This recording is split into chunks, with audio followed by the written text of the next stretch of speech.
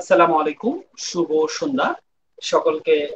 সাদর আমন্ত্রণ জানাচ্ছি প্রিয়জন টিভির শিক্ষামূলক আয়োজন ল কোশ্চেন এন্ড সলিউশনে। আজকে 15 আগস্ট জাতীয় শোক দিবস। প্রথমে শ্রদ্ধা করে স্মরণ করছি জাতির জনক বঙ্গবন্ধু শেখ মুজিবুর রহমান সহ যারা 15 আগস্টে শহীদ হয়েছেন।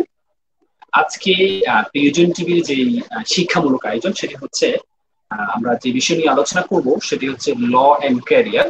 আমরা চেষ্টা করব যারা ল স্টুডেন্ট আছে তাদের কি কি অপরচুনিটি আছে, কি কি স্কোপ গুলো আছে সেগুলো নিয়ে আলোচনা করার জন্য, এবং যারা ল পড়তে চায় ভবিষ্যতে তাদের কি কি সুযোগগুলো আছে, তারা এখন থেকে কিভাবে আসলে সেটি স্কোপ গুলো তৈরি হবে সেটা নিয়ে আলোচনা করার জন্য আমাদের প্যানেলিস্টে কিছু গুণীজনকে আমরা আজকে যুক্ত করেছি, যারা আইনে তাদের আইন অঙ্গনে যাদেরকে তারা সুউচ্চ জায়গায় তাদেরকে আসীন করেছেন, সেই বিজ্ঞ প্যানেলিস্টকে আমি এক এক করে পরিচয় করে দিচ্ছি।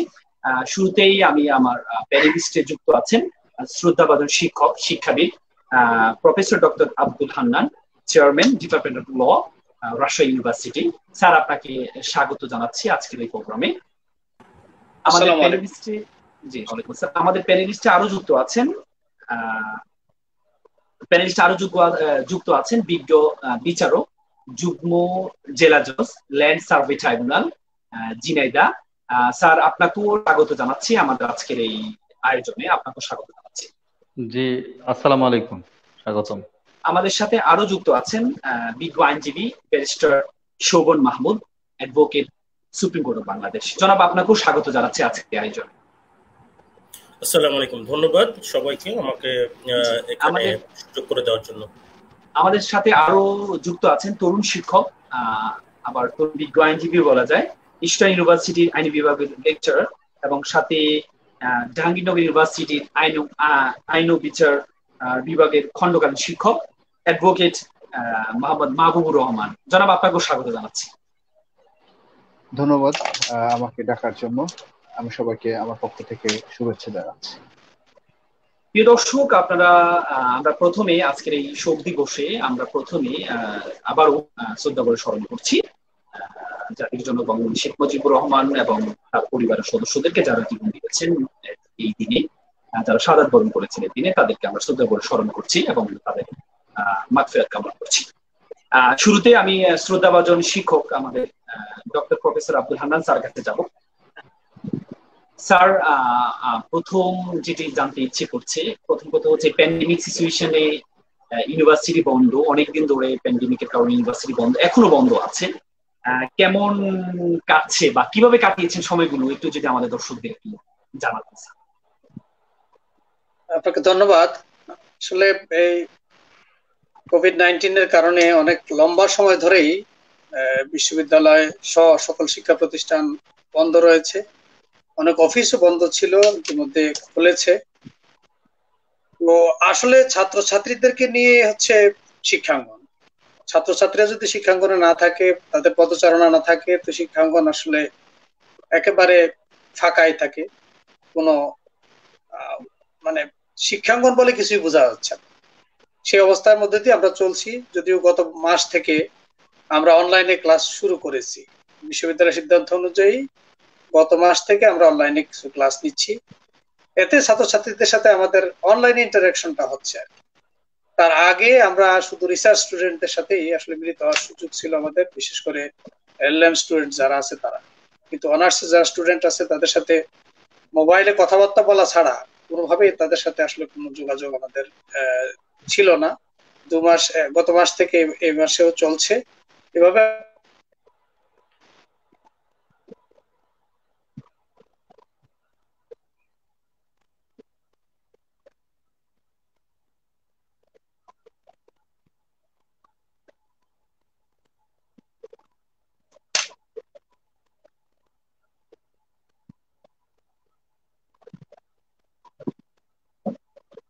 স্যার কি আমাদের স্যারের কথা কি আমরা শুনছি? আমরা প্যানেলিস্টটা কি শুনছি নাকি আমি শুধু শুনতে পাচ্ছি না? না, শোনা যাচ্ছে না স্যারের কথা। স্যার আপনি কি আমাদের কথা শুনছেন?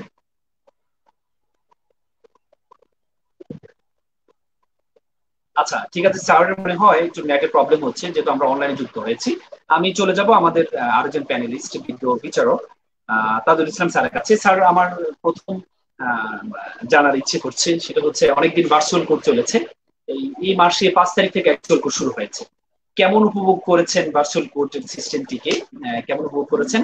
আবার এখন আবার অ্যাকচুয়াল কোর্স শুরু হয়েছে, কিভাবে কাটিয়েছেন প্যান্ডেমিকের সেই সময়গুলোকে একটু যদি আমাদের দর্শকদেরকে জানাতেন। ধন্যবাদ আপনাকে আমাকে এই অনুষ্ঠানে যুক্ত করার জন্য। আমি শুরুতেই শ্রদ্ধা ভরে স্মরণ করছি সর্বকালের সর্বশ্রেষ্ঠ বাঙালি, জাতির পিতা বঙ্গবন্ধু শেখ মুজিবুর রহমান এবং তার পরিবারের যারা 15ই আগস্ট 1975 সালে শাহাদাত বরণ করেছিলেন, তাদের আত্মার মাগফিরাত কামনা করছি। এবং আজকের এই অনুষ্ঠানের আমাদের যে আলোচনা বা আমার যে আলোচনা, সেই অংশটুকু আমি তাদের সেই শহীদ পরিবারের প্রতি উৎসর্গ করছি। তো আপনি আমার কাছে জানতে চেয়েছেন যে ভার্চুয়াল কোর্ট এটা অত্যন্ত জনপ্রিয় হয়েছে কিছু, এবং অনেকে এটাকে আবার ভিন্নভাবে দেখেছেন। বিষয় আমাদের আলোচনার বিষয় আজকে সেটা না। তো আমরা জানি যে আদালত কর্তৃক তথ্য ও যোগাযোগ প্রযুক্তির ব্যবহার 2020 অধ্যাদেশ, এটা প্রথম অধ্যাদেশ 2020 সালের, এবং পরবর্তীতে এটা 9 মে সম্ভবত আপনার আইনে রূপ লাভ করে, না 23শে জুলাই হচ্ছে আইনে রূপ লাভ করে। এবং বর্তমানে এটা আদালত কর্তৃক তথ্য ও যোগাযোগ প্রযুক্তির ব্যবহার অধ্যাদেশ না, এখন আইন 2020। এটা আহ, আদালত প্রাঙ্গণে ডিজিটাল বিচার ব্যবস্থা গড়ে তোলার একটা যুগান্তকারী পদক্ষেপ বর্তমান সরকার নিয়েছে।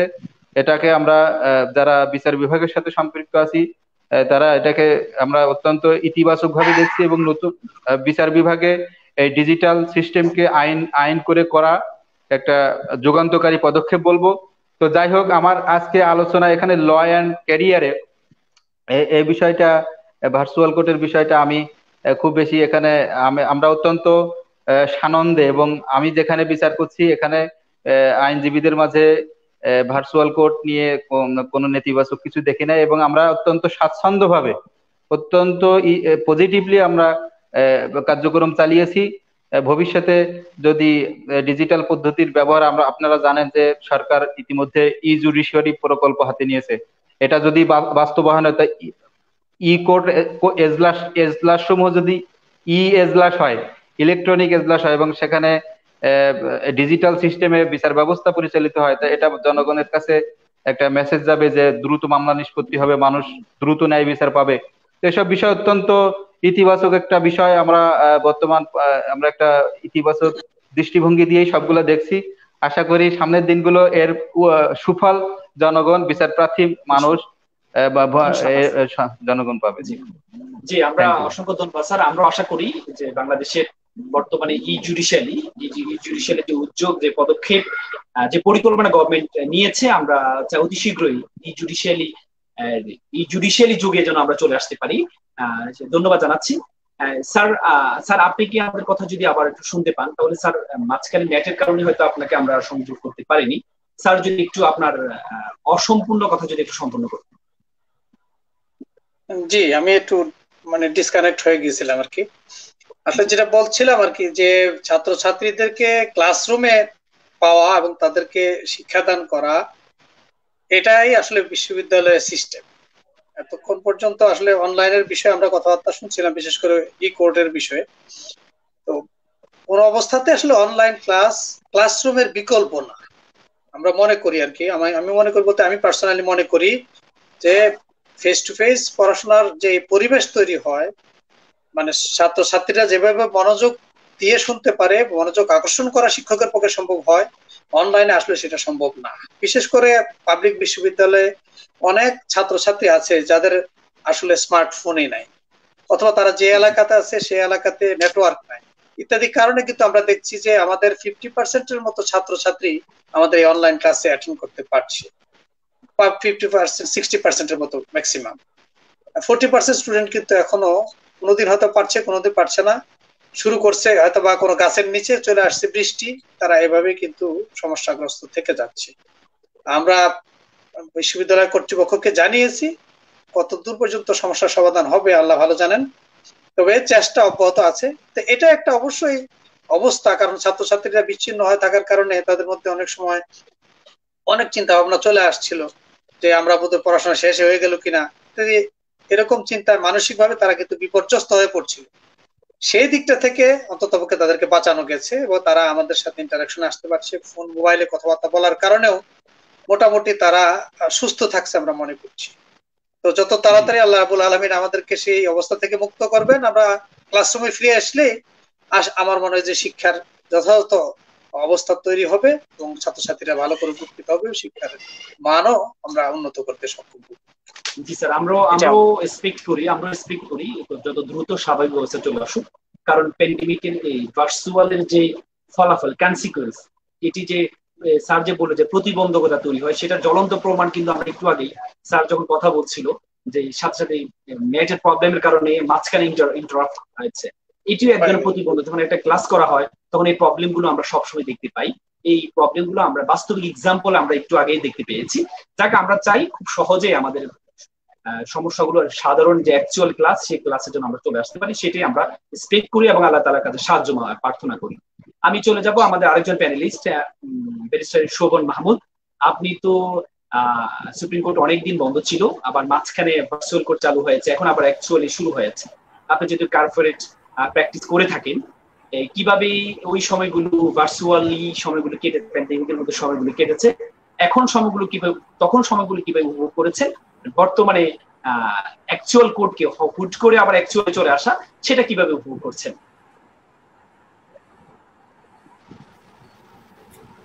আসসালামু আলাইকুম সবাইকে, ধন্যবাদ আমাকে এখানে সুযোগ করে দেওয়ার জন্য।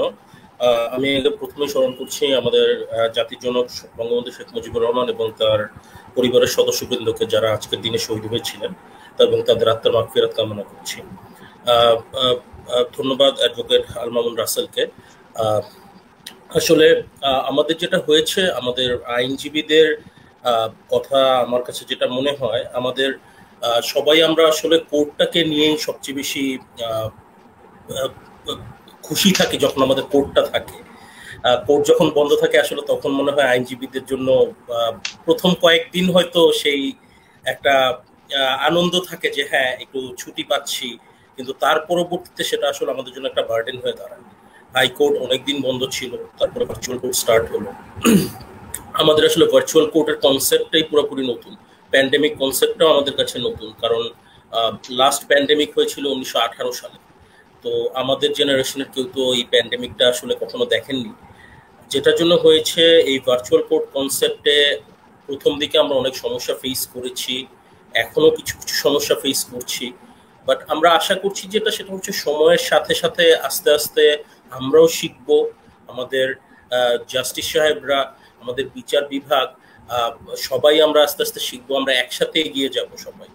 এখন রিসেন্টলি যেটা হয়েছে সেটা হচ্ছে অ্যাকচুয়াল কোর্ট, মানে নর্মাল কোর্ট, যেটা কিছু কিছু কোর্ট নর্মাল কোর্ট শুরু করেছেন, আবার কিছু কিছু কোর্ট এখনো ভার্চুয়াল কোর্টেই আছেন। এখানে সমস্যা এবং সুবিধা দুটোই আছে।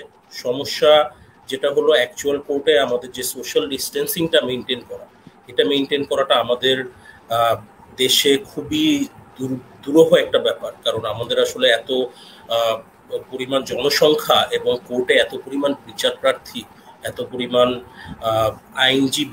আইনজীবীদের সহকারীরা সবাই মিলে আসলে এই সোশ্যাল ডিস্টেন্সিংটা মেনটেন করা একটা সমস্যা হয়ে দাঁড়ায়। তারপরেও সবাই চেষ্টা করছি, আমরা আশা করি সেটা করা যাবে। আর ভার্চুয়াল কোর্টের ক্ষেত্রে যে সমস্যাটা আমরা আইনজীবী হিসেবে যেটার মুখোমুখি হচ্ছি, তার মধ্যে একটা বড় সমস্যা হচ্ছে এই ভার্চুয়াল কোর্টের একটা হাইকোর্টে একটা লিঙ্ক সেন্ড করা হয় প্রত্যেকটা মামলার জন্য। আজকে আমার মামলাটা যদি আইটেমে আসে, সেই আইটেমটার জন্য একটা লিঙ্ক সেন্ড করা হয়। অনেক সময় দেখা যাচ্ছে আমরা আইনজীবীরা সেই লিঙ্কটা পাচ্ছি না বা দেরিতে পাচ্ছি, এটাও একটা সমস্যা। আরেকটা সমস্যা হচ্ছে আমার কাছে মনে হয় এখানে তাজুল স্যার খুব ভালো বুঝবেন, সেটা হচ্ছে যেমন উনি তো আছেন ল্যান্ড রিলেটেড ট্রাইব্যুনালে।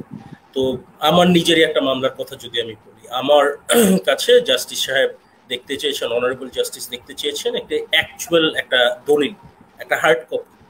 এখন সেই হার্ড কপিটা আমি ভার্চুয়াল কোর্টে তাকে কিভাবে দেখাবো, আমি এটা আসলে এটার একটা ওয়ে আউট খুঁজে বের করার চেষ্টা করছি। কারণ অরিজিনাল দলিল ভার্চুয়াল কোর্টে যদি আমি স্ক্যান করেই সেন্ড করি, তাহলে তো উনি যেই পারপাসটার কারণে অরিজিনাল দলিলটা দেখতে চেয়েছেন সেটা হলো না। তো এইরকম কিছু কিছু ছোট ছোট সমস্যা আমরা ফেস করছি। আশা করি এটারও কোনো একটা উপায় বের হবে। আশা করি এই এই অবস্থা যদি আরো কন্টিনিউ করে আমরা কিছু না কিছু উপায় খুঁজে বের করতে পারবো, তখন হয়তো আমরা একসাথে আরো এগিয়ে যাব। অসংখ্য ধন্যবাদ। আমরা আশা করি সমস্যা নিয়ে মানুষের জীবন, সমস্যা সম্ভাবনাকে কাজে লাগাতে পারলেই কিন্তু আসলে এই জুডিশিয়ালে যে সম্ভাবনা আমাদের মাঝে নতুন দুয়ার তৈরি হয়েছে সেটিকে যদি কাজে লাগাতে পারি, তাহলে আমাদের জুডিশিয়াল সিস্টেম অনেক বেশি স্ট্রং হবে এবং অনেক কিছু রিচ হবে, সেটি আমরা এক্সপেক্ট করি। আমরা চলে যাব আমাদের পরবর্তী প্যানেলিস্টের কাছে। আমাদের তরুণ শিক্ষক, আমার বন্ধু মানুষ, একসাথে ঢাকা বিশ্ববিদ্যালয়ে অনেক সময় কাটিয়েছি। ইস্টার্ন ইউনিভার্সিটির আইন বিভাগের শিক্ষক এবং খণ্ডকালীন শিক্ষক জাহাঙ্গীরনগর বিশ্ববিদ্যালয়। উনি আবার সাথে সাথে ওনার একটা পরিচয় আছে, উনি আবার একজন লার্নেড অ্যাডভোকেটও, অ্যাডভোকেট মাহবুবুর রহমান। আমাদের যদি একটু বলবেন যে একই প্রশ্ন আপনার কাছে, প্যান্ডেমিকের মধ্যে সময় কিভাবে কাটিয়েছেন, কেমন উপভোগ করেছেন সময়গুলো, আর এখন কেমন কাটছে,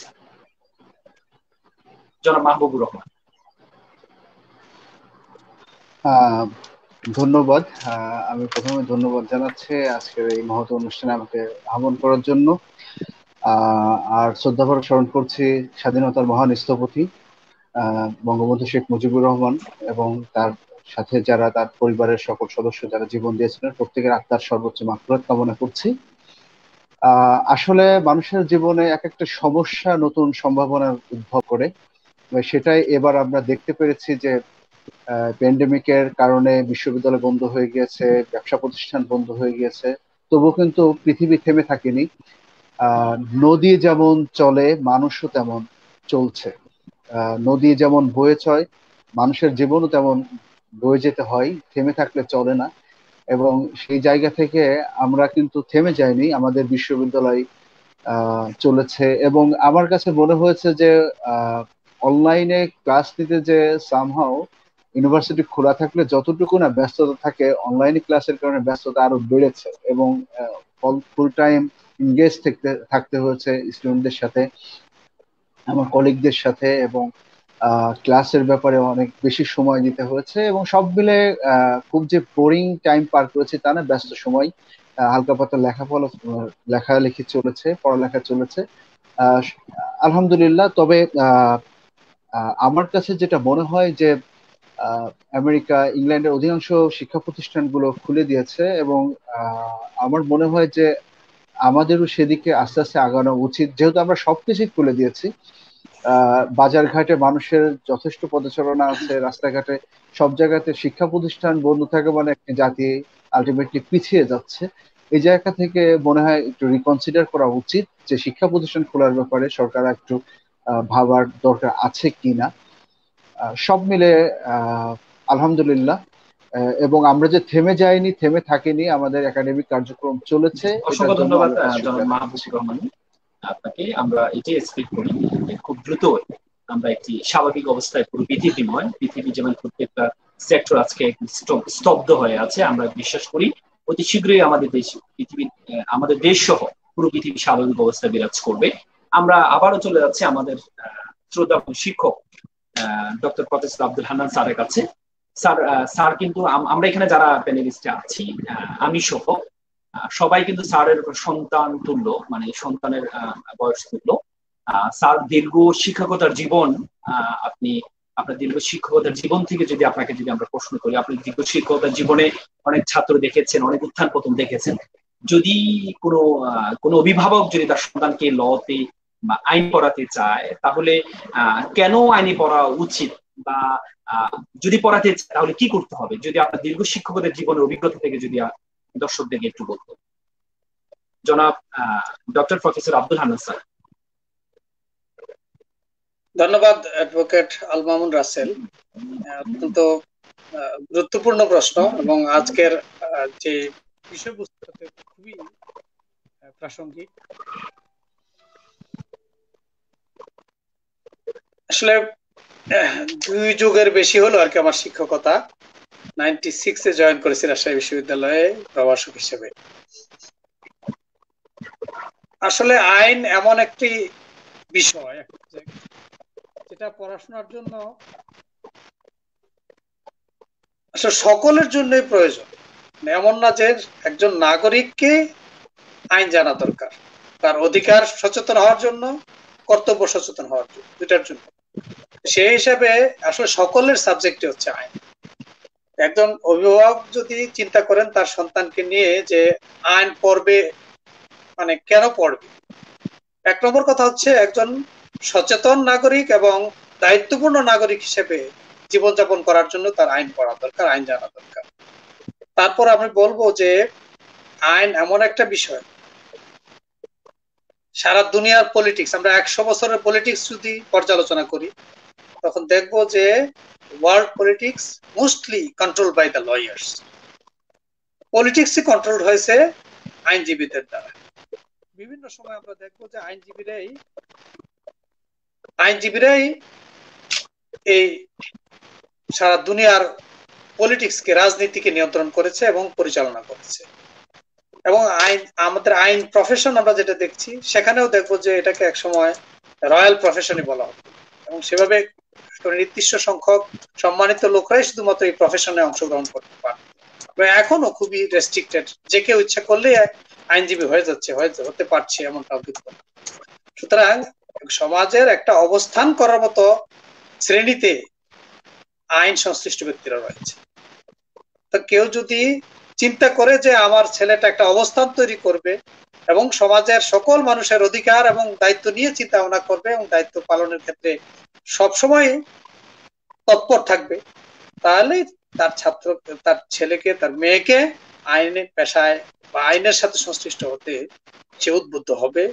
এবং সত্যিকার অর্থে যদি আইনের শাসন প্রতিষ্ঠা করা আমরা চাই, সমাজে প্রতিষ্ঠিত করতে চাই, তাহলে আইন সচেতন হওয়া ছাড়া, আইন পালন করা ছাড়া আইনের শাসন প্রতিষ্ঠা করা সম্ভব। সুতরাং আমি বলবো যে একজনকে সচেতন এবং দায়িত্বপূর্ণ নাগরিক হিসেবে তার জীবনযাপন করার জন্যও আইনের ছাত্র হওয়াটা জরুরি, বা আইন জানাটা তার জন্য অবশ্যই প্রয়োজন। অসংখ্য ধন্যবাদ। আসলে স্যার যেটি বলেছেন যে লয় বিশ্বের যে রাজনীতির যে নিয়ন্ত্রণ তারাই করেছে যারা লয়ের ব্যাকগ্রাউন্ড স্টুডেন্ট ছিলেন।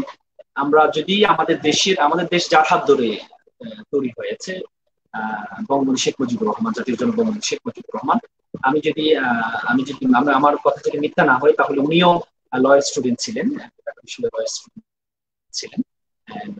সুতরাং এই আইন, কেউ যদি তার সন্তানকে আইন পড়াতে চায় এবং কি দেশকে ট্রিট করার জন্য, দেশের সুন্দরভাবে চলার জন্য কিন্তু আইন সবার জন্য খুবই প্রয়োজন। আমি চলে যাবো আমাদের যুগ্ম জেলা জজ তাজুল ইসলাম স্যারের কাছে। স্যার, আমাদেরকে যদি একটু বলতেন, আপনি তো অনেক বছর ধরে বিচারকের আসনে আছেন, ল পড়েই সেখানে গিয়েছেন, আমাদেরকে, দর্শকদেরকে যদি একটু বলেন, কেউ যদি তার সন্তানকে বিচারক বানাতে চায় তাহলে কি কি সুবিধা আসলে আছে এই প্রফেশনে, বা যদি বানাতে চায় কি কি করতে হবে, সেটি যদি আমাদের দর্শকদের একটু শেয়ার করেন।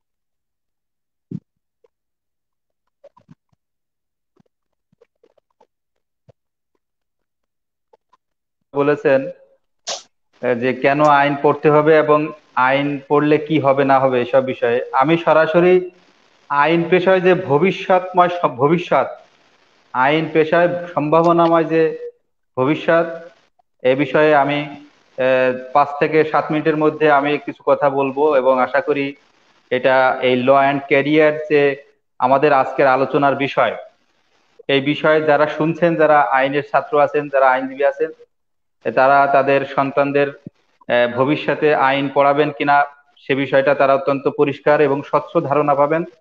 তো বর্তমান বাস্তবতায় চাহিদার কারণে তরুণদের অনেকেই আগ্রহী হচ্ছেন আইন পেশায়।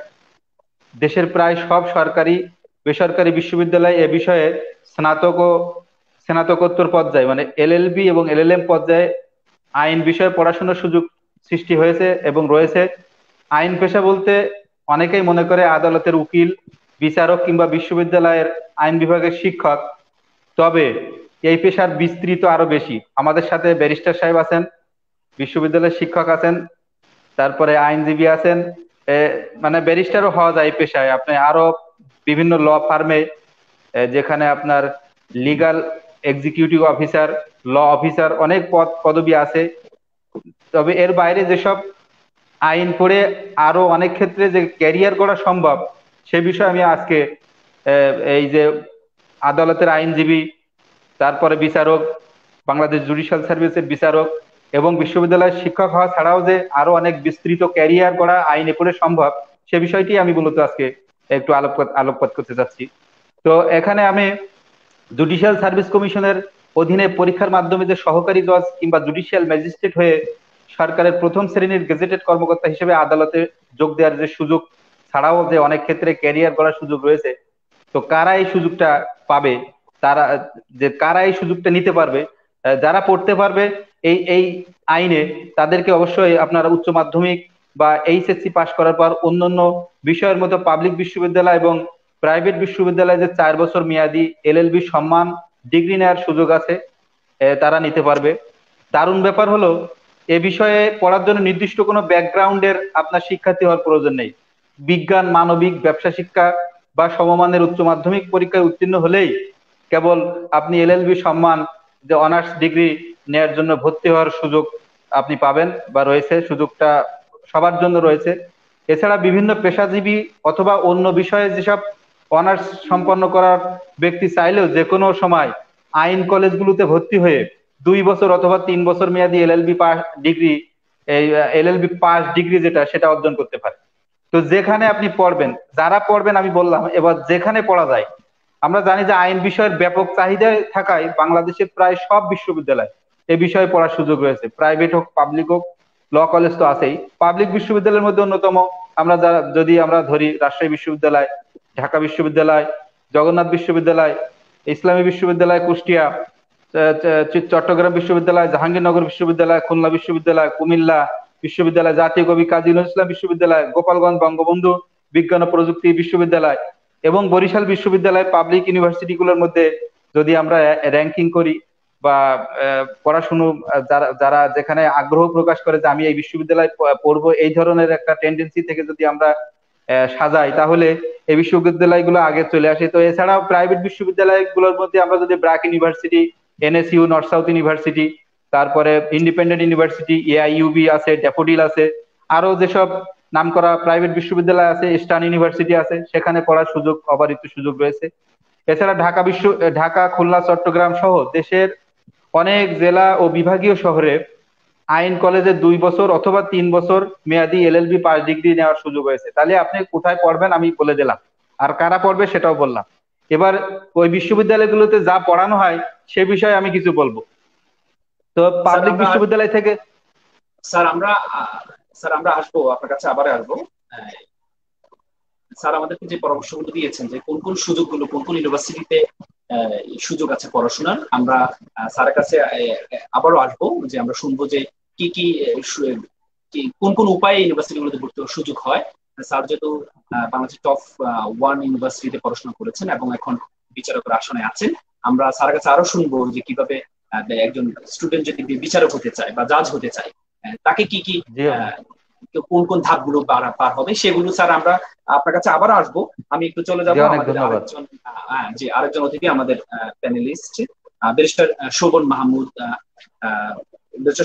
স্যারের কাছে যাচ্ছি। আমাদেরকে যদি একটু বলতেন, আপনি তো বাইরে থেকে পড়াশোনা করে আসছেন, ব্যারিস্টার ডিগ্রি তো বাইরে থেকে লন্ডন থেকে করে আসছেন, একটা বাংলাদেশের পার্সপেক্টিভে ব্যারিস্টার হলে কি কি সুযোগ সুবিধাগুলো, আসলে এক্সট্রা সুযোগ সুবিধাগুলো আছে, সাথে সাথে কেউ যদি তার সন্তানকে ব্যারিস্টার বানাতে চায় তাহলে তাকে কি করতে হবে বা কোন ওয়েতে তাকে সেটি পদক্ষেপ গ্রহণ করতে হবে, একটু যদি আমার দর্শক জানান। জনাব ব্যারিস্টার শোভন মাহমুদ। ধন্যবাদ। আমি প্রথমে এখানে বলতে চাই সেটা হচ্ছে গিয়ে আমাদের যেসব পার্সপেক্টিভ স্টুডেন্ট আছেন যারা ব্যারিস্টার হতে চান, প্রথম যে জিনিসটা আমাদের একটা মিসকনসেপশন বা ভুল ধারণা রয়েছে, আমি সেটা আগে একটু ক্লিয়ার করে দিই। ব্যারিস্টার হতে গেলে প্রথমত আপনাদের যে কাউকে ব্রিটিশ ল ডিগ্রি করতে হবে। সে ব্রিটিশ ল ডিগ্রিটা আমরা বলি qualifying law degree. Qualifying law degree বা কিউএলডি আপনাকে অর্জন করতে হবে। কিউএলডি অর্জন করার জন্য আপনাকে ব্রিটিশ একটা ইউনিভার্সিটি থেকে এলএলবি করতে হবে। এই ব্রিটিশ এলএলবি ছাড়া আমি উইথ নো অফেন্স টু আমাদের পাবলিক ইউনিভার্সিটি, এটা আসলে ব্যারিস্টার হওয়ার প্রিরিকুইজিট হিসেবেই আমাদের বাংলাদেশের কোনো এলএলবি কিন্তু ব্যারিস্টার হওয়ার জন্য আপনাকে সাহায্য করবে না। এটার জন্য অবশ্যই আপনাকে ব্রিটিশ এলএলবি করতে হবে। ব্রিটিশ এলএলবি করার পরে প্রথম প্রসেসটা হচ্ছে যেটা, ব্রিটিশ এলএলবিটা আমাদের দেশে এখন অনেকগুলো ইউনিভার্সিটি প্রোভাইড করে। আমাদের দেশে অনেকগুলো টিউশন প্রোভাইডার আছে যারা আপনি বাংলাদেশে থেকে এই পরীক্ষাটাগুলো দিতে পারবেন ব্রিটিশ ইউনিভার্সিটিতে। আমাদের দেশে যেমন ইউনিভার্সিটি অফ লন্ডনের এলএলবি আপনি করতে পারেন, আপনি ইউনিভার্সিটি তারপরে হচ্ছে আপনার ইউনিভার্সিটি অফ ডার্বির অনেকগুলো কোর্স আছে আমাদের দেশে। তারপরে হচ্ছে আপনার বিপিপি ল স্কুলের এলএলবি, এগুলো এখন বাংলাদেশে প্রোভাইড করে অনেকগুলো ল স্কুল টিউশন প্রোভাইডার। আমি বলবো এরকম টিউশন প্রোভাইডার তো সবচেয়ে বেশি নাম করা হচ্ছে ভুইয়া একাডেমি বাংলাদেশের প্রথম, তারপরে আছে ডিসিএলই আছে, এলসিএলএস সাউথ আছে, এলসিএলএস গুলশান আছে, বিএসএল আছে, ব্যাক আছে, নটিংহাম ল একাডেমি আছে, কেমব্রিজ ল একাডেমি আছে। সো ওইখান থেকে আপনি ইচ্ছা করলে করতে পারেন ব্রিটিশ এলএলবি। যেটা ব্রিটিশ এলএলবি শেষ করার পরে সরাসরি আপনি ব্যারিস্টার হতে পারবেন। তার জন্য যেটা আপনাকে করতে হবে সেটা হচ্ছে আপনার একটা অ্যাপ্লিকেশন করতে হবে। যে সকল ইউনিভার্সিটি ব্যারিস্টার হওয়ার জন্য একটি কোর্স আছে, বিপিটিসি বলি আমরা, বার প্রফেশনাল ট্রেনিং কোর্স, এই বার প্রফেশনাল ট্রেনিং কোর্সটা প্রোভাইড করেন এরকম ইনস্টিটিউশনের কাছে একটা অ্যাপ্লিকেশন করতে হবে বার স্ট্যান্ডার্ড বোর্ডের থ্রুতে, ব্রিটিশ বার স্ট্যান্ডার্ড বোর্ডের থ্রুতে। সেখানে আপনি অ্যাপ্লিকেশন করার পরে যদি কোনো ইনস্টিটিউশন মনে করে যে আপনি তাদের কাছে পড়তে যাবার যোগ্য বা আপনার অ্যাপ্লিকেশনটি তাদের ভালো লেগেছে, তাহলে তারা আপনাকে অ্যাকসেপ্ট করবেন এবং আপনাকে তারা একটি অফার দিবেন। এই অফারটি অ্যাকসেপ্ট করে এবং আইএলটিএস এর একটা রিকোয়ারমেন্ট আছে, ইংলিশ ল্যাঙ্গুয়েজের একটি রিকোয়ারমেন্ট, এই ইংলিশ ল্যাঙ্গুয়েজের রিকোয়ারমেন্ট যদি আপনাকে দেওয়া হয় তাহলে সেটাও আপনাকে ফুলফিল করতে হবে। এটা করলে তখন আপনি এই বিপিটিসি কোর্স করার জন্য আপনি ইউকেতে যাবেন। এখন ইউকেতে অনেক ইনস্টিটিউশন আছে যেগুলো লন্ডন বেসড, অনেক ইনস্টিটিউশন আছে ম্যানচেস্টার, ব্রিস্টল, এরকম নটিংহ্যাম, অনেক বিভিন্ন শহরে এরকম ইনস্টিটিউশন আছে। সো যে ইনস্টিটিউশনে আপনি যান, আপনি গিয়ে বার প্রফেশনাল ট্রেনিং কোর্স যেটা, এটা আপনি শেষ করবেন এবং সেই সাথে যখন আপনি বার প্রফেশনাল ট্রেনিং কোর্সটি শুরু করবেন তখন আপনার একটি ইনের মেম্বার হতে হবে। আমাদের দেশে সবচেয়ে জানাশোনা যে ইনটার আমরা নাম জানি সেটি হচ্ছে লিঙ্কনস ইন। লিঙ্কনস ইন ছাড়াও আরো 3টি ইন রয়েছে, গ্রেইজ ইন, ইনার টেম্পল এবং মিডল টেম্পল। এই যে কোনো একটি ইনের আপনাকে মেম্বার হতে হবে, স্টুডেন্ট মেম্বার। আপনি যখন বিপিটিসি করতে থাকবেন এই অবস্থাতে আপনার ওই ইনগুলোতে ইন টোটাল 12টা ডিনার আপনাকে অ্যাটেন্ড করতে হবে। এই 12টা ডিনার আপনি অ্যাটেন্ড করবেন এবং আপনি বিপিটিসি কোর্সটি সফলভাবে শেষ করবেন। প্রত্যেকটা বিষয়ে যে পাস মার্ক আছে, পাস মার্কটি আপনি সফলভাবে শেষ করবেন, তাহলেই আপনাকে ইংল্যান্ড অ্যান্ড ওয়েলসে আপনাকে অফিসিয়ালি ব্যারিস্টার হিসেবে কল করা হবে। এটা হচ্ছে আমাদের প্রসেসটা, যেটা শুরু থেকে শেষ আপনি কিভাবে ব্যারিস্টার হবেন সেটার জন্য আপনাকে এই প্রসেসের থ্রুতে যেতে হবে। এলএলবির ব্যাপারটা হচ্ছে এলএলবি আপনি 3 বছরেও শেষ করতে পারেন, আবার 4 বছরেও শেষ করতে পারেন। আবার আপনি যদি মনে করেন যে আপনি ইউকেতে গিয়ে আপনি এলএলবি করবেন, আপনি সেটাও করতে পারেন। ইউকেতে যে কোনো ইউনিভার্সিটি থেকেই যদি আপনি করেন তাহলে আপনি করতে পারবেন। এই তো গেল পড়াশোনার বিষয়টা। এখন আমি আসি অ্যাডভোকেট আল মামুন রাসেলের যে প্রশ্নটি ছিল যে ব্যারিস্টার হওয়ার এক্সট্রা কোনো সুবিধা বা কোনো কিছু। আসলে আমি বাংলাদেশে প্র্যাকটিস করছি গত 10 বছর অলমোস্ট হলো আমার। তো আমার কাছে যেটা মনে হয়েছে প্র্যাকটিক্যালি ব্যারিস্টার হওয়ার সবচেয়ে বড় সুবিধাটা আমরা যেটা পাই সেটা হচ্ছে কি আমরা একটা ট্রেনিং নেই। আমাদের এলএলবি শেষ হওয়ার পরে আমরা একটা এক্সট্রা প্রফেশনাল ট্রেনিং পাই, যেই প্রফেশনাল ট্রেনিংটা আমাদের দেশে যারা ল পড়েন তাদেরকে প্রোভাইড করা হয় না। আমার কাছে মনে হয় মুখ্য আসলে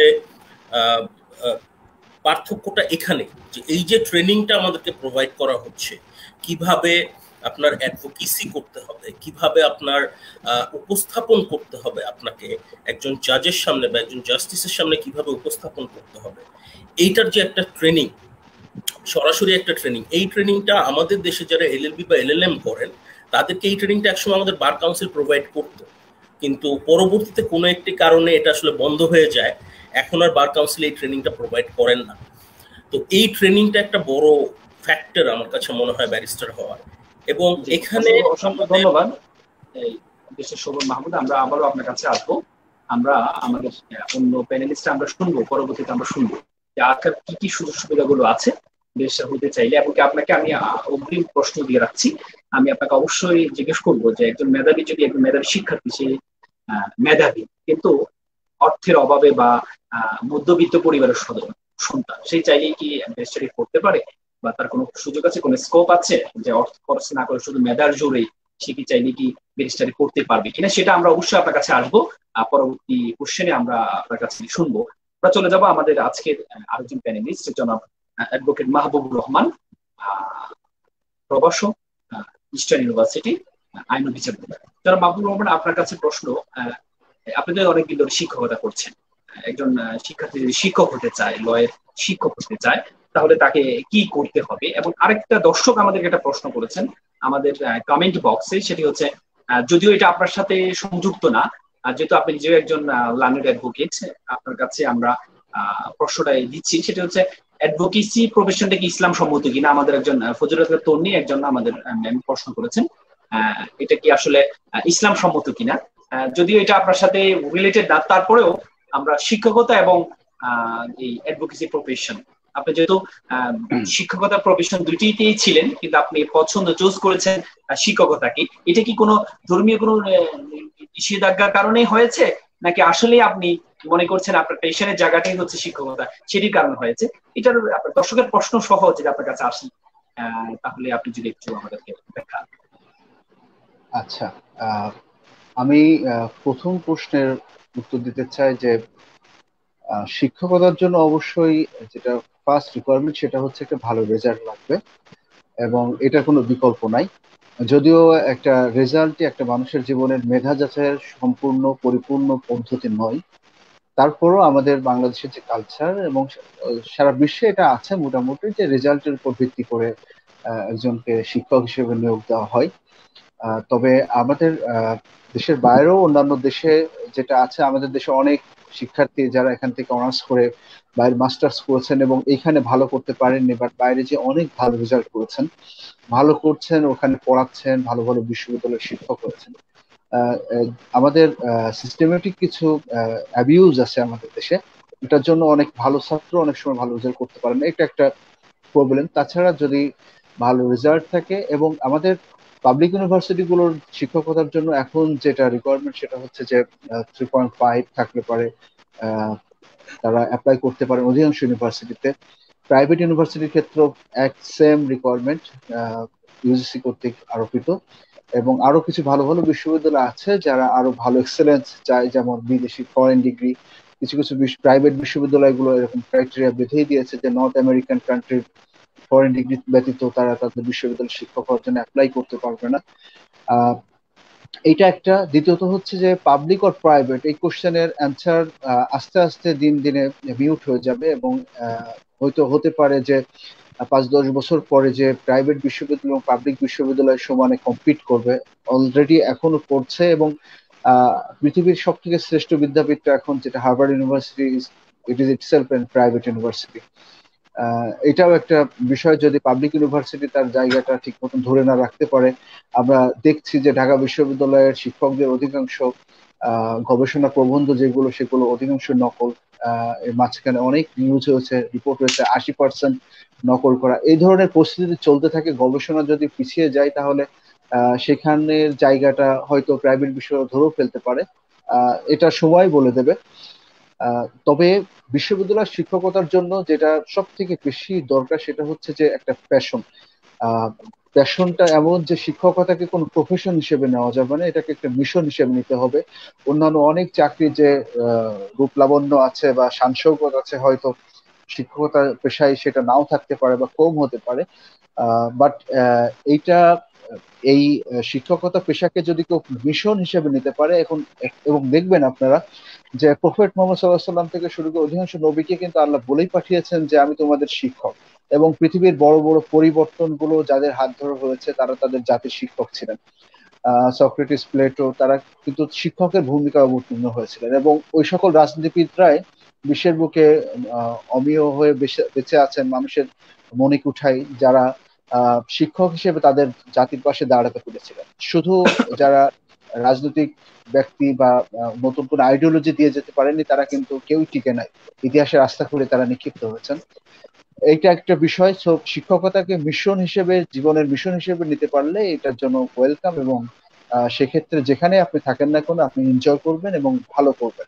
এবং শিক্ষকতার একটা সম্মানের পেশা, সেটা প্রাইমারি স্কুল থেকে শুরু করে বিশ্ববিদ্যালয়ের শিক্ষক যেখানেই থাকুন না কেন আপনার একটা সম্মান আপনি পাবেন, এবং এটার একটা আলাদা স্যাটিসফ্যাকশন আছে। মানুষ আপনাকে শ্রদ্ধা করবে, এটার একটা অন্যরকম অনুভূতি আছে। আমার প্রথম প্রশ্নের উত্তর দিয়েছি। দ্বিতীয় যে প্রশ্নটা সেটা হচ্ছে অ্যাডভোকেসি কি ইসলাম সম্মত কিনা। অ্যাডভোকেসির বিষয়টা ইসলাম সম্মত কিনা সেটার এক ডিরেক্ট অ্যান্সার যদি দিই, আমাদের ইসলামের ইতিহাসে ফার্স্টলি যে কোর্ট ব্যবস্থা হয়েছিল, হযরত উমর রাদিয়াল্লাহু তাআলা আনহু যখন খলিফা, তিনি হযরত আলী রাদিয়াল্লাহু তাআলা আনহুকে বললেন যে তুমি আমার কাজীউল কুজ্জা জাস্টিস হিসেবে তাকে নিয়োগ দিলেন, এবং হযরত আলী কিন্তু তখন বলেছিলেন যে যদি আপনার মতের সাথে আমারটা না মেলে, তখন হযরত উমর বলেছিলেন যে তোমার যে মত সে অনুযায়ী, অর্থাৎ আমাদের স্বাধীন বিচার ব্যবস্থা বলতে যেটা বুঝি, ইন্ডিপেন্ডেন্স অফ জুডিশিয়ারি, সেটাকে আপহোল্ড করেছিলেন হযরত উমর। এবং সেই সময় হযরত উমরের খেলাফতের সময় প্রথম অ্যাডভোকেটের মাধ্যমে বা আরেকজনের সহযোগিতা নিয়ে আদালতে তার বিষয় উপস্থাপন করার জন্য যে যাওয়া যায়, এটার অনুমতি হযরত উমর প্রথম দিয়েছিলেন। এটা এজন্য দিয়েছিলেন যে মানুষ অনেকেই আইনের অনেক সূক্ষ্ম বিষয়গুলো জানে না। সে ফর এক্সাম্পল ইসলামিক যে আছে, ফারায়েজের যে বিষয় আছে, ডক্ট্রিন অফ রাত বা ডক্ট্রিন অফ রিপ্রেজেন্টেশন, এই বিষয়গুলো কিন্তু মানে পিওর ইসলামিক লতে ফার্স্ট ছিল না, বাট এই জুডিশিয়াল ইন্টারপ্রিটেশনের মাধ্যমে কিন্তু এসেছে। সো ইসলাম সবসময় সোশ্যাল অ্যাক্টিভিজম, সোশ্যাল মেকানিজমকে আপহোল্ড করেছে, এবং পৃথিবী যে পরিমাণ আগিয়েছে দিন দিন, প্রত্যেকটা জিনিস যে পরিমাণ কমপ্লেক্সিটি হয়েছে, একজন সাধারণ গ্রামের খেটে খাওয়া মানুষ আইনের কি বোঝে, ইভেন আমাদের বেসিক যে ফান্ডামেন্টাল ল আমাদের দেশের কনস্টিটিউশন, সেটা সম্পর্কে তো অধিকাংশ মানুষের ধারণা নাই। তাহলে তার একটা কন্ট্রাকচুয়াল ইস্যুতে যদি মামলা হয়, অথবা তাকে কেউ আঘাত করেছে, তার জমির উপরে কেউ আনডিউলি কোনো ইন্টারেস্ট অ্যাক্রু করেছে, সেখান থেকে সেই জায়গায় দাঁড়িয়ে সে আদালতে যে কিভাবে তার ন্যায় বিচার নিশ্চিত করবে, এই জায়গাটাতে আইন পেশা বা অ্যাডভোকেসি ইসলামের আইনসম্মত কিনা বা ইসলাম সম্মত কিনা, সেই প্রশ্নের থেকেও আমার মনে হয় যে এটা ইসলাম সম্মত তো বটে, এবং এটা অনেক সওয়াবের কাজ যদি সেটা খুব স্বচ্ছতার সাথে এবং ন্যায় নিষ্ঠার সাথে করা যায়। দ্বিতীয় যে প্রশ্নটা, অসংখ্য ধন্যবাদ জনাব মাহবুবুর রহমান। আমরা আবারও আপনার কাছে ফিরে আসবো, আমরা এই আপনার বিষয় নিয়ে কথা বলবো। আমরা এখন চলে যাব আমাদের আজকের একজন সম্মানিত প্যানেলিস্ট, আমাদের শ্রদ্ধাভাজন শিক্ষক স্যারের কাছে চলে যাব, doctor professor Abdul Hannan sir. Sir, জনাব মাহবুবুর রহমান যেটি বলছিলেন যে পাবলিক ইউনিভার্সিটি গবেষণা নিয়ে একটা প্রশ্ন উনি তুলেছেন যে পাবলিক ইউনিভার্সিটিগুলোর গবেষণা পিছিয়ে যাচ্ছে। আমি প্রাইভেট ইউনিভার্সিটির কথাটা বলবো। প্রাইভেট ইউনিভার্সিটি যারা চালাচ্ছে তারা বেশিরভাগই আপনাদের স্টুডেন্ট। পাবলিক ইউনিভার্সিটি আপনাদের স্টুডেন্টরাই প্রাইভেট ইউনিভার্সিটিগুলো চালাচ্ছে। তাহলে পাবলিক ইউনিভার্সিটি যে গবেষণা পিছিয়ে যাচ্ছে, এটার আসলে এটা কি আসলে কি লজিস্টিক সাপোর্টের কারণে পিছিয়ে যাচ্ছে নাকি সদিচ্ছার কারণে পিছিয়ে যাচ্ছে? এই স্যার, এটা যদি আমাদের দর্শকদের একটু জানাতে, কারণ কি হতে পারে? ধন্যবাদ আপনাকে ডক্টর প্রফেসর আব্দুল হান্নান। আসলে যে বিষয়টা, হ্যাঁ জি ধন্যবাদ, একটা গুরুত্বপূর্ণ প্রশ্ন যে পাবলিক ইউনিভার্সিটি গুলো গবেষণার ক্ষেত্রে পিছিয়ে যাচ্ছে কিনা। উনি মানে ওনার চিন্তা থেকে উনি বলেছেন যে পাবলিক ইউনিভার্সিটি গুলো পিছিয়ে পড়ছে। আমি পুরোপুরি একমত না, তবে কিছু সমস্যা যে আছে এটা ঠিক। এটা হচ্ছে যে পাবলিক ইউনিভার্সিটির আমরা ওয়েবসাইটে যদি যাই তাহলে দেখবো যে শিক্ষকদের প্রোফাইল, সেখানে যদি 20 জন শিক্ষক থাকেন কোনো ডিপার্টমেন্টে, সেখানে 10 জনের প্রোফাইল আপডেটেড আছে আর বাকি 10 জনের আপডেটেড নাই। আসলে তারা গবেষণা এগিয়ে আছে কি পিছিয়ে আছে সেটা তো অনলাইনের তাদের যে কার্যক্রম যতটুকু ফোকাসড হচ্ছে তার উপরে করে বিবেচনা করে কিন্তু বলা হচ্ছে যে এই বিশ্ববিদ্যালয় গবেষণায় এত দূর এগিয়ে আছে বা শিক্ষকদের এই অবদান আছে। সেই হিসাব করলে প্রাইভেট ইউনিভার্সিটি অনলাইনের দিক থেকে বা অনলাইনে তাদের প্রোফাইল যত রিচ করার মানে ব্যবস্থা আছে সবগুলো কিন্তু করছে। এটা একটা বড় দুর্বলতা পাবলিক ইউনিভার্সিটি গুলোতে, আমি বলবো শিক্ষকদেরই। আমি আমার ডিপার্টমেন্টকেই বলি, আমার ডিপার্টমেন্টে 21 জন শিক্ষক, এর মধ্যে 5 থেকে 6 জন শিক্ষকের প্রোফাইল আপডেটেড আছে, বাকিতে শোনা যাচ্ছে না? আমার কথা শোনা যাচ্ছে? আপনার কথা হচ্ছে, আমরা আপনার এই কথাই আবার আসবো স্যার, একটু নেটের একটু হলে আমরা আবার আসবো। আপনার কথা একটু কেটে কেটে আসছে, একটু নেটের প্রবলেম হচ্ছে। আমরা আমাদের আরেকজন প্যানেলিস্ট স্যার আপনার কাছে আমরা শীঘ্রই আসছি আবার। আমরা আরেকজন প্যানেলিস্টের কাছে চলে যাবো, আমাদের বিজ্ঞ বিচারক যুগ্ম জেলা জজ জানাতুল ইসলাম স্যারের কাছে। স্যার আপনার কাছে আমার প্রশ্ন সেটা হচ্ছে, এই একজন শিক্ষার্থী যদি বিচার হতে চায়, মানে আপনাকে আইকন হিসেবে ধরে আপনার জায়গা যেতে চায়, তাহলে তাকে কোন কোন প্রক্রিয়াগুলো তাকে মেনটেন করতে হবে?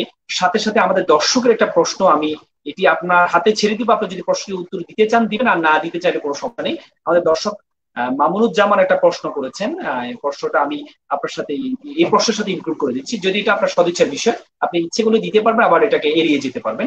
সেটা হচ্ছে, বিচারপতি বা উনি বিচারপতি নিয়োগের ক্ষেত্রে শুধুমাত্র পলিটিক্যাল ব্যাকগ্রাউন্ড বিবেচনা করা হয় নাকি মেধার মূল্যায়ন করা হয়?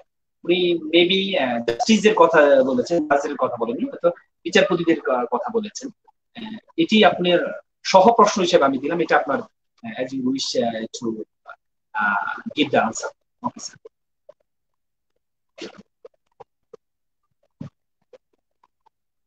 স্যারকে শুনতে পাচ্ছি না, মিউট করা মনে মেবি। ধন্যবাদ আপনাকে। বাংলাদেশের আইন পেশায় কারা পড়তে পারবে, বা আইন পেশা আসতে গেলে কে পড়তে পারবে, কোথায় পড়তে হবে এবং কি কি পড়তে হবে সেসব বিষয় একটু বলে আমি তারপরে আমি প্রশ্নের উত্তর দিব।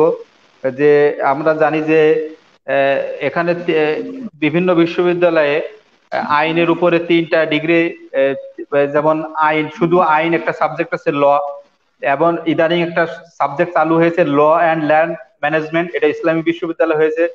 তারপরে আরো 2-একটা বিশ্ববিদ্যালয়, জগন্নাথ বিশ্ববিদ্যালয় হয়েছে, রাজশাহী বিশ্ববিদ্যালয় হয়েছে সম্ভবত। এবং ইসলামী বিশ্ববিদ্যালয়ে আরেকটা সাবজেক্ট আছে আল ফিক অ্যান্ড লিগাল স্টাডিজ, এই সাবজেক্ট নামে একটা সাবজেক্ট আছে, এবং এটা অতি প্রাচীন সাবজেক্ট, এই আল ফিক অ্যান্ড লিগাল স্টাডিজ যে সাবজেক্টটা। তো যারা বিচারক হইতে চাবে তারা তারা এই অনার্স পড়ে, বিশেষ করে যারা এলএলবি অনার্স করে, এই ইন্টারমিডিয়েট পাশের পরে ভর্তি যুদ্ধে অবতীর্ণ হয়ে, সায়েন্স আর্টস কমার্স কোনো সমস্যা না, যে কেউ এলএলবি অনার্স করতে পারবে।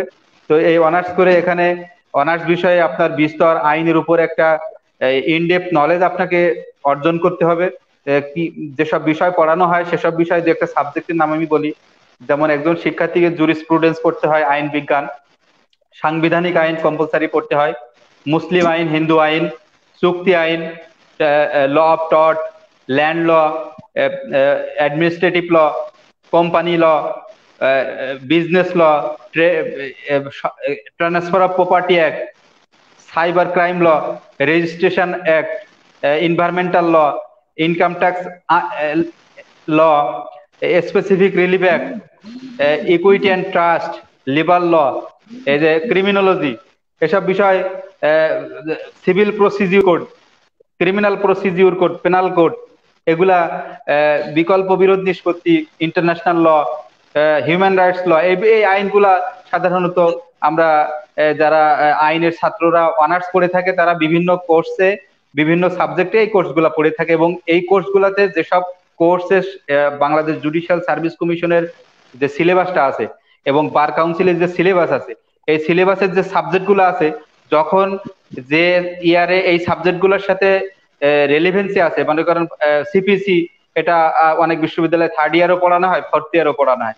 তো যখন সিপিসি, সিভিল প্রসিডিউর কোড পড়তেছে একজন স্টুডেন্ট, সে যাতে তার যে গভীর জ্ঞান এবং সত্যিকার জ্ঞান অর্জন হয়, যখন বিশ্ববিদ্যালয়ে আমরাও পড়েছি, আমরা যখন পড়েছি তখন সিপিসি হয়তো বা প্র্যাকটিক্যাল নলেজ না থাকার কারণে অত বুঝতে পারি নাই। তো যখন আমরা পড়ি তখন যদি আমরা ইনডেপথ নলেজটা অর্জন করতে পারি, তাহলে যখন ওই যে জুডিশিয়াল সার্ভিস কমিশনের সিলেবাসে যখন আমাদের প্রশ্ন আসবে, যখন ওই সিলেবাস ভিত্তিক আমাদের সামনে প্রশ্ন আসবে, তখন আমাদের কাছে এটা সহজ হয়ে যাবে। আমি পরামর্শ দিতে চাই, যখন একজন আইনের ছাত্র যখন যে ইয়ারে এই যে আইনগুলো আমাদের চাকরির প্রতিযোগিতামূলক সিলেবাসে আছে, সেই সিলেবাস গুলা ধরে ধরে যদি সুন্দর করে তাদের ক্লাসে একটা 100% না হলে 80% যদি তারা ওইভাবে জ্ঞান অর্জন করতে পারে, যে ওই চাকরির পরীক্ষার আপনার বিজ্ঞাপনে লেখা থাকে যে জ্ঞান অর্জনের মাধ্যমে পরীক্ষায় অংশগ্রহণ করুন, এই ভাষা স্কিম থ্রু যে নলেজ, এটা দিয়ে আপনি পরীক্ষায় বসলে আপনার এই যে জুডিশিয়াল সার্ভিস কমিশনের যে মাল্টিপল চয়েস কোশ্চেন আছে, এমসিকিউ আছে, অবজেক্টিভ আছে, বা বার কাউন্সিলের এখন যে হাইলি কম্পিটিটিভ হয়ে গেছে আপনার এই এমসিকিউ, রিটেন, তারপরে ভাইভা, তো বিসিএস এর মতো, জুডিশিয়াল সার্ভিস কমিশনের মতো। তো আপনার যখন যে ইয়ারে যে সাবজেক্টটা পড়বেন আইনের ছাত্র হিসেবে, সেটাকে আপনি হৃদয়ে ধারণ করে পড়তে হবে, আদারওয়াইজ আপনি পরবর্তী সময়ে কম্পিটিশনে ছিটকে পড়বেন। তো আইন ও ভূমি ব্যবস্থা বিষয়ে যদি আপনি পড়াশোনা করলে, তারা প্রচলিত আইনের পাশাপাশি ভূমি আইন সম্পর্কিত কোর্সগুলি ভালো করে পড়বে। তো ফলে ভূমি সম্পর্কিত বিভিন্ন সেক্টরে ক্যারিয়ার গড়ার যে প্রায়োরিটি তারা সেখানে পাবে। ল অ্যান্ড ল্যান্ড ম্যানেজমেন্ট যারা পড়ে তারা অনেক সময় কনফিউশনে থাকে, আমরাও কি লয়ের যারা পড়তেছে শুধু মূল লতে যারা পড়তেছে, বেসিক লতে যারা পড়তেছে, আর আমি ল অ্যান্ড ল্যান্ড ম্যানেজমেন্ট পড়তেছি বা আলফিক অ্যান্ড ইসলামিক স্টাডিজে পড়তেছি, তো আমার এই যে প্রাপ্তির ক্ষেত্রে আমি জুডিশিয়াল সার্ভিসে আমাকে নিয়োগদানের ক্ষেত্রে কোনো আমাকে ডিসপ্যারিটির শিকার হইতে হবে কিনা, তো এই ধরনের কোনো কনফিউশন থাকার কোনো পরবর্তী সময়ে কম্পিটিশন, তো এই ধরনের কনফিউশনে থাকার কোনো দরকার নেই। যারা আপনারা ভালো করে পড়বেন অনার্সে এবং একটা প্রতিযোগিতামূলক পরীক্ষায় অংশগ্রহণ করার যখন দক্ষতা বা জ্ঞান অর্জন করবেন, তখনই আপনি একটা কম্পিটিশনে একেবারে পরিপূর্ণভাবে আপনি ওখানে বিজয়ী হবেন। আর একটা যে ভাই প্রশ্ন করেছেন ওটা উচ্চ আদালতের বিষয়, এখানে অনেক বিষয় জড়িত, ওই বিষয়ে যদি ল অ্যান্ড ক্যারিয়ার এই বিষয়ের সাথে প্রশ্নটা ঠিকঠাক যাচ্ছে কিনা এটা আমাদের দেখতে হবে। তারপরে যারা সত্যিকার মেধাবী এবং মেধার মূল্যায়ন, আমি ইংলিশে একটা কথা পড়েছিলাম যে ফাইনালি জাস্টিস ট্রায়াম্পস। আপনি যতই স্টেক হোল্ডার যারা আছে বা যতই আপনার যেসব রিজনস আছে, আপনি একজন বিচারক হবেন না জাস্টিস হবেন, যেসব রিজনস আছে, যেসব নিয়ামক এলিমেন্টস আছে হওয়ার, তো ওর ভিতরে যদি আপনার মেধা না থাকে, আপনি যদি সত্যিকার মেধাবী না হন, আপনার যদি এরকম নেক রহমত বরকত, আল্লাহর রহমত বরকত আপনার উপরে না থাকে, তো আপনি সে আসনে বসতে পারবেন না। তো যারা বসতেছে, যদি কেউ কোনো বিশেষ বিবেচনায় হয়েও থাকে, তাদেরকে ধরে নিতে হবে তাদের উপরে আল্লাহর রহমত বরকত আছে, এবং তারা পরবর্তী যখনই আল্লাহ তাআলা তাদেরকে ওই চেয়ারে বসাবেন, তখন তারা অত্যন্ত ন্যায়নিষ্ঠভাবে বিচার করবেন।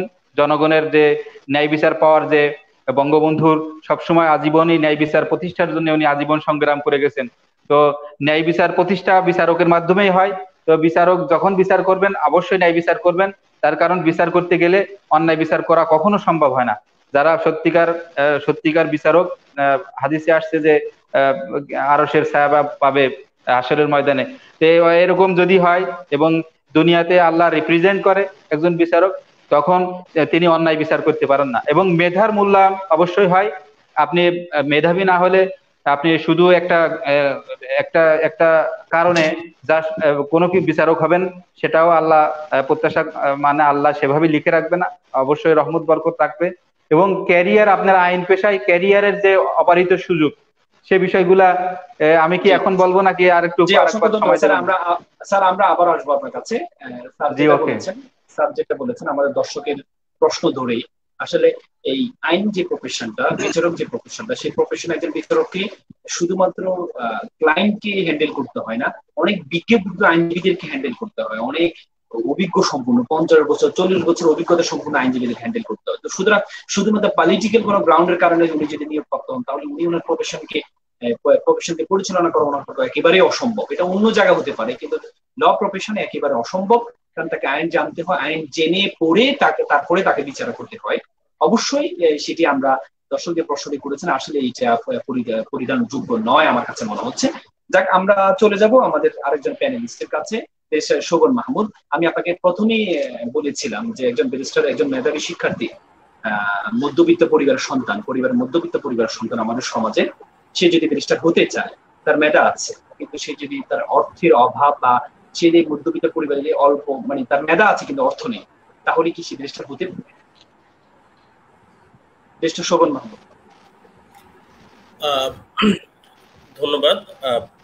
এখানে আমি আসলে একটা জিনিস একটু ক্লারিফাই করতে চাই, সেটা হচ্ছে গিয়ে আমাদের যেই কোর্সটার কথা আমি বললাম, বার প্রফেশনাল ট্রেনিং কোর্স, এটা আসলে একটু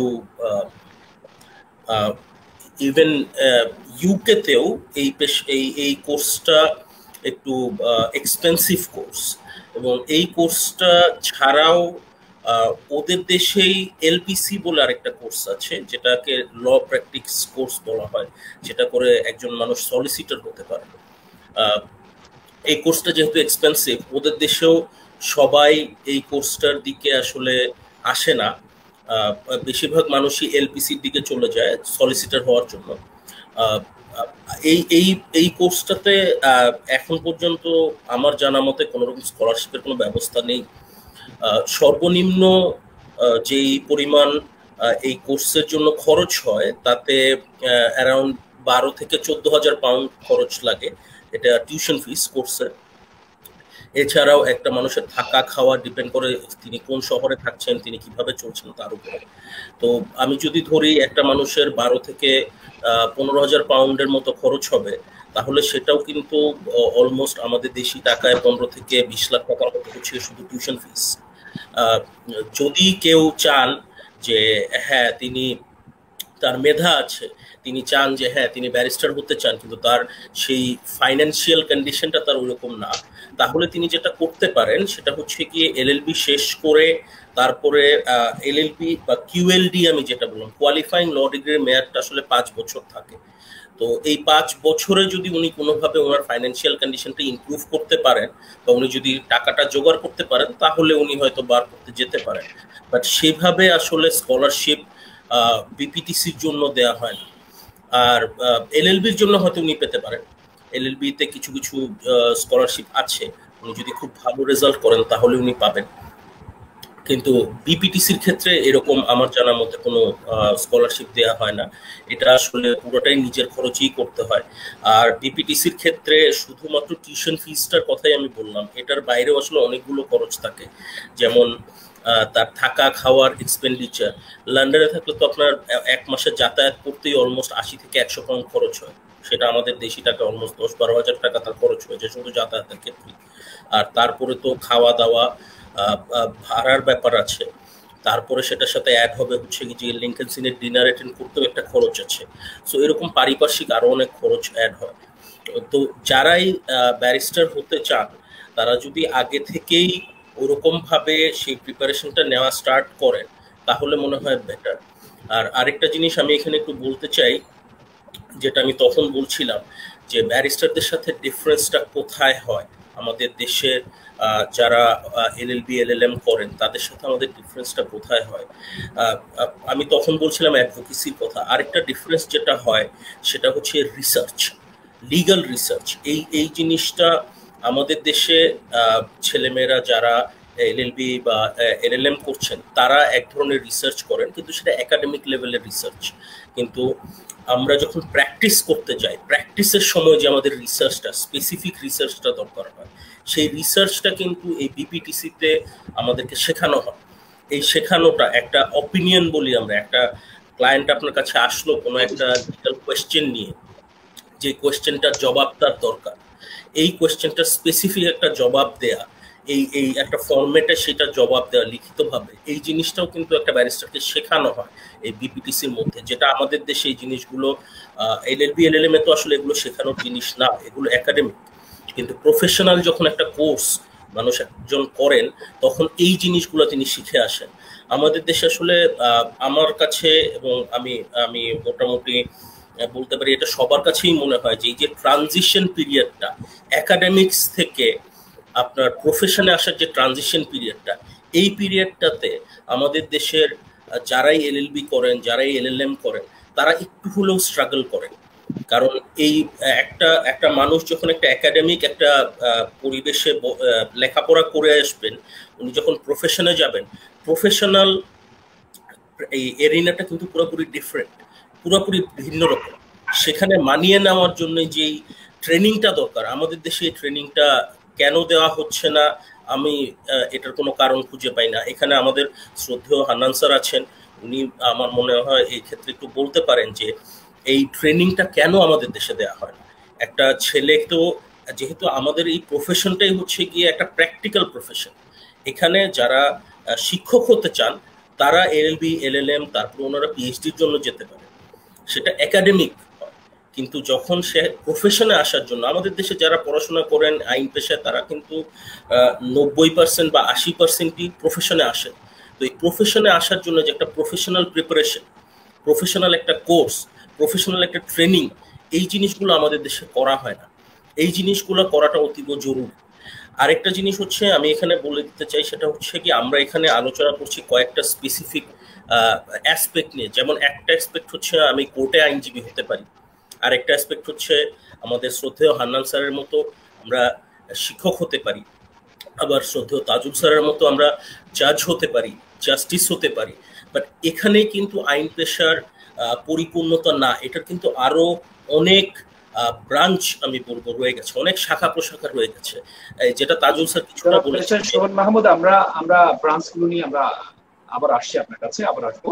আমরা একটু আমাদের সবচেয়ে বিজ্ঞ প্যানেলিস্ট, আমাদের সমাজ শিক্ষক, আসলে আমাদের সবার অভিজ্ঞতা যতটুকু, সবগুলো অভিজ্ঞতাকে যদি বান্ডেল করা হয় তাহলে আমাদের স্যারের অভিজ্ঞতা সমান হবে। কিন্তু নেটের স্বল্পতার কারণে বা নেটের রাজশাহী নেটের স্বল্পতার কারণে আমরা স্যারকে ভালোভাবে স্যারের কথাগুলো আমরা শুনতে পাচ্ছি না, এবং নেটের স্বল্পতার প্রবলেম গুলো হচ্ছে। আমরা আমাদের দর্শক, আমরা আশা করছি স্যারের যে প্রত্যেকটা কথা যদি আমরা শুনতে পেতাম তাহলে আমরা উপকৃত হতাম। স্যারের কাছে যদি নেটে সমস্যা না হয় তাহলে আমি স্যারের কাছে আবার একটু যাব। স্যার, আপনার অসম্পূর্ণ কথাগুলো আমরা একটু শুনবো। যখন নেটের প্রবলেম ছিল আমরা শুনতে পাইনি, একটু যদি অসম্পূর্ণ কথাগুলো শুনবো। সাথেই আমি একটু যুক্ত করে দিতে চাই আমাদের ব্যারিস্টার শোভন মাহমুদ, জনপ্রিয় ব্যারিস্টার শোভন মাহমুদ যে প্রশ্নটি করেছেন যে ট্রেনিং দেওয়া হয় না, কারণ একজন লয়ারকে ট্রেনিংটা খুবই গুরুত্বপূর্ণ। প্রফেশনটা আসলে ট্রেনিং বেস একটা প্রফেশন, সবসময় পড়াশোনা করতে হয়। এটি কেন দেওয়া হচ্ছে না বা এটা দেওয়ার ক্ষেত্রে প্রতিবন্ধকতা কোথায় থাকতে পারে, এটা আমি সংযোগ করে আপনাকে প্রশ্ন করতে প্রথম অংশ এবং এটা একটু শুরু করে দিচ্ছি। ধন্যবাদ। জনাব প্রফেসর, আমি আমার অসমাপ্ত কথাটা বলছি কি, শোনা যাচ্ছে? জি স্যার, শোনা যাচ্ছে। জি, অসমাপ্ত কথা বলতে আমি আসলে বলছিলাম যে গবেষণায় পাবলিক বিশ্ববিদ্যালয়গুলো পিছিয়ে পড়ছে কিনা। আসলে পিছিয়ে পড়ছে না, ফোকাস হচ্ছে না, এটা হলো আর কি মূল কথা। তবে গবেষণার জন্য যেরকম এনভায়রনমেন্ট দরকার, সেই এনভায়রনমেন্ট তৈরি করাটা শিক্ষকদেরও দায় দায়িত্ব রয়েছে, বিশ্ববিদ্যালয় অ্যাডমিনিস্ট্রেশনেরও কিন্তু দায় দায়িত্ব রয়েছে। দুইজন যদি মানে চেষ্টা চালিয়ে যান তাহলে কিন্তু সত্যিকারে একাডেমিক রিসার্চ, যেটা আর কি আসলে বিশ্ববিদ্যালয়তে একাডেমিক রিসার্চই করবে, সেই একাডেমিক রিসার্চের একটা এনভায়রনমেন্ট তৈরি হলে অবশ্যই এগিয়ে যাওয়া সম্ভব। আসলে পাবলিক প্রাইভেট বিশ্ববিদ্যালয় বলে যদি আমরা আলাদা আলাদা করতে চাই তাহলে সমস্যা আছে, বরং উভয়টাই হচ্ছে আমাদের একটা শিক্ষা প্রতিষ্ঠান। সুতরাং শিক্ষা প্রতিষ্ঠানকে শিক্ষা প্রতিষ্ঠান হিসেবে যদি বিবেচনা করি তাহলে পাবলিক বিশ্ববিদ্যালয়, প্রাইভেট বিশ্ববিদ্যালয়, উভয় বিশ্ববিদ্যালয় থেকে কিন্তু আমরা ভালো একাডেমিক আমরা পাবো বা ভালো ছাত্র আমরা পাবো। একটা সমস্যা প্রথম থেকেই কিন্তু শুরু হয়, এটা হচ্ছে যে পাবলিক বিশ্ববিদ্যালয়গুলো যেহেতু ভর্তি পরীক্ষার মাধ্যমে যাচাই বাছাই করে ছাত্র ভর্তি করায়, সেই জন্য বিভিন্ন রকম ছাত্র কিন্তু তারা পায়, মানে খুব আর্থিক সচ্ছল অসচ্ছল সব রকমের ছাত্র সারা দেশ থেকে কিন্তু আসে, যার কারণে তাদের পড়াশোনার এনভায়রনমেন্টটা তৈরি করতে অনেক ব্যাক পেতে হয়।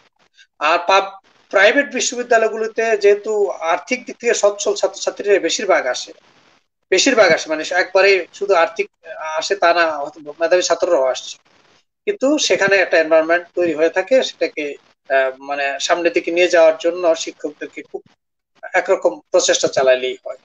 সেই কারণেও কিন্তু কিছুটা সমস্যা আমরা দেখতে পাই। তবে অলমোস্ট পাবলিক বিশ্ববিদ্যালয়ের 75% ছাত্রই কিন্তু ভালো অবস্থান তৈরি করে পড়াশোনার ক্ষেত্রে, যেখানে হয়তো বা প্রাইভেট বিশ্ববিদ্যালয়ে ম্যাক্সিমাম 50% হতে পারে, তার নিচেই থাকে কিন্তু ভালো অবস্থান তৈরি করে। এটা আমার ব্যক্তিগত অ্যানালাইসিস আর কি। সুতরাং গবেষণায় পাবলিক বিশ্ববিদ্যালয়গুলো এগিয়ে যাচ্ছে। গতবার যেমন রাজশাহী বিশ্ববিদ্যালয় সর্বোচ্চ অবস্থানে ছিল গবেষণার ক্ষেত্রে।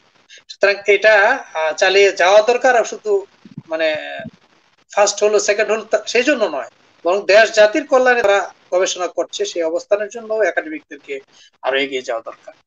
এটা হলো আমার একটা আগের কথাটার সাথে সংযুক্ত বিষয়।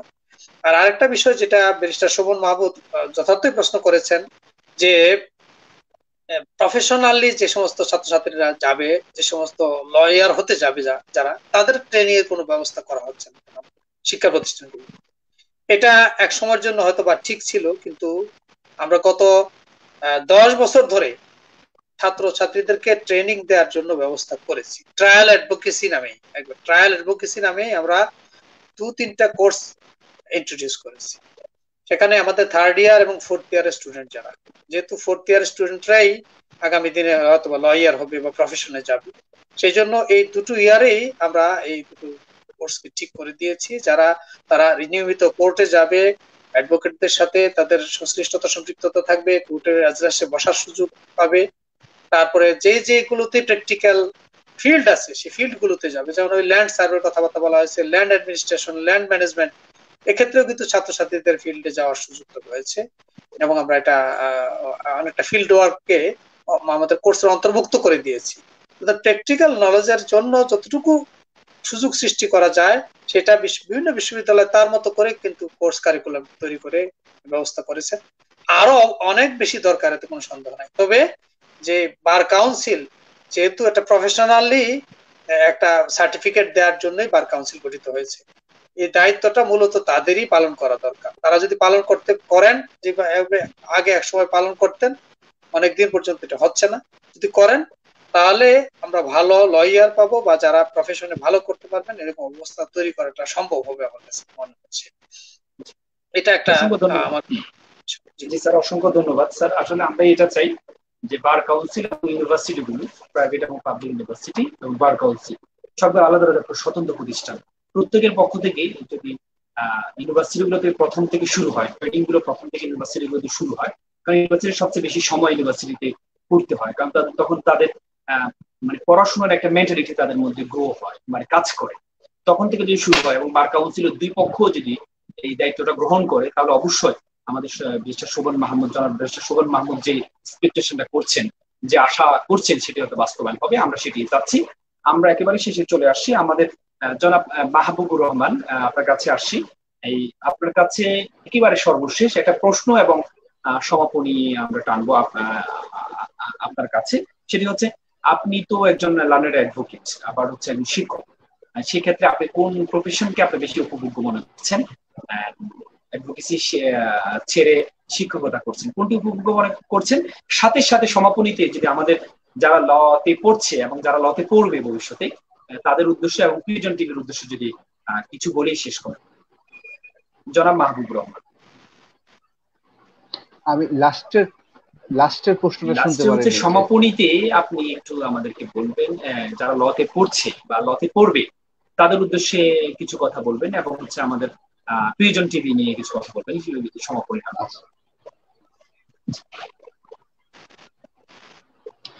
আচ্ছা, প্রফেশন হচ্ছে দুই ধরনের টেস্ট। অ্যাডভোকেসির এক ধরনের মজা আছে, এদিকে শিক্ষকতার আরেক ধরনের মজা আছে। তবে সত্য যে দুই জায়গা থেকে অনেক বড় হওয়ার সুযোগ আছে। দুইটা জায়গাতেই যদি কেউ ডেডিকেটেড হয়, খুব বেশি বড় হওয়ার সুযোগ আছে। এবং অ্যাডভোকেট মানে তো তার এমন একটা চান্স থাকতেও পারে, সে স্বপ্ন দেখতে পারে যে আমি বাংলাদেশের প্রধান বিচারপতি হব, এটা তার একটা স্বপ্ন থাকতে পারে।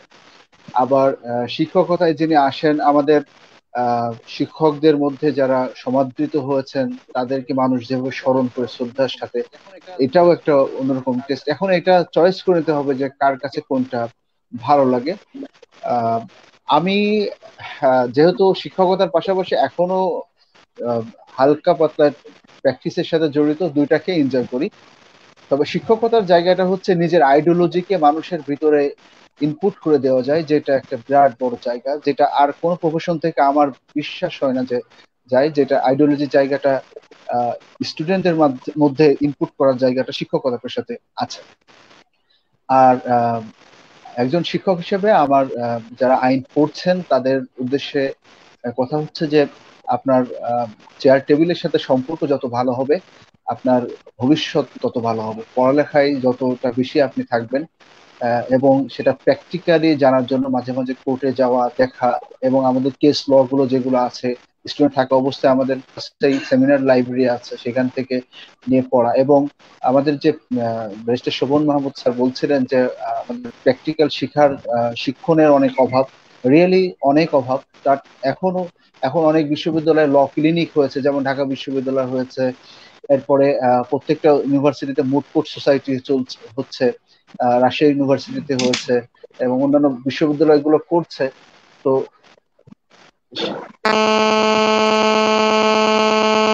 এই জায়গা থেকে মানে এইগুলোতে ইনভলভ হতে পারলে পরে ভালো হবে এবং সকলের সুস্বাস্থ্য এবং সুন্দর ভবিষ্যৎ কামনা করে শেষ করছি। জি, অসংখ্য ধন্যবাদ জনাব রহমান আমাদের সাথে যুক্ত হওয়ার জন্য। আমি চলে যাব আমাদের বিজ্ঞ বিচারক জনাব যুগ্ম জেলা তাজুল ইসলাম স্যারের কাছে। কারণ আমার আপনার কাছে সর্বশেষ প্রশ্ন এবং সমাপনী টানবো আমরা। আপনার কাছে সমাপনী টানবো, সেটি হচ্ছে বিভিন্ন জায়গা থেকে প্রশ্ন আসছে, যেমন যারা বিজিএস এর মাধ্যমে জাজ হচ্ছেন, যারা ম্যাজিস্ট্রেট হচ্ছেন, সরকারি জাজ হচ্ছেন, তারা তো বিভিন্ন বড় বড় অভিজ্ঞ লার্নেরকে মোকাবেলা করতে হয় যখন বিচারের ইতে বসেন। তখন বিভিন্ন জায়গা থেকে প্রশ্ন আসছে, এটা কি সরাসরি এভাবে না করে সরকারি যে স্টাইলে করা হয় সেটি সরাসরি বিজিএস এর মাধ্যমে কোনো ধরনের অভিজ্ঞতা ছাড়াই সরাসরি জাজ নিয়োগ না করে যদি ৩-৪ বছর একটা অফিসের প্র্যাকটিস থাকার পর তাকে যদি জাজ করা হতো বা তাকে ম্যাজিস্ট্রেট করা হতো, তাহলে আমাদের এটা আর একটু ভালো হতো। বিভিন্ন জায়গা থেকে এমন পরামর্শ আসছে, সেক্ষেত্রে এটি একটু বলবেন। আরেকটি পাশাপাশি হচ্ছে সেটি হচ্ছে যারা ল স্টুডেন্ট আছে এবং যারা লতে পড়বে ভবিষ্যতে, তাদেরকে বিচারক হওয়ার ক্ষেত্রে একটু পরামর্শ দিয়ে এবং ধন্যবাদ জ্ঞাপন করে শেষ করবেন। জি,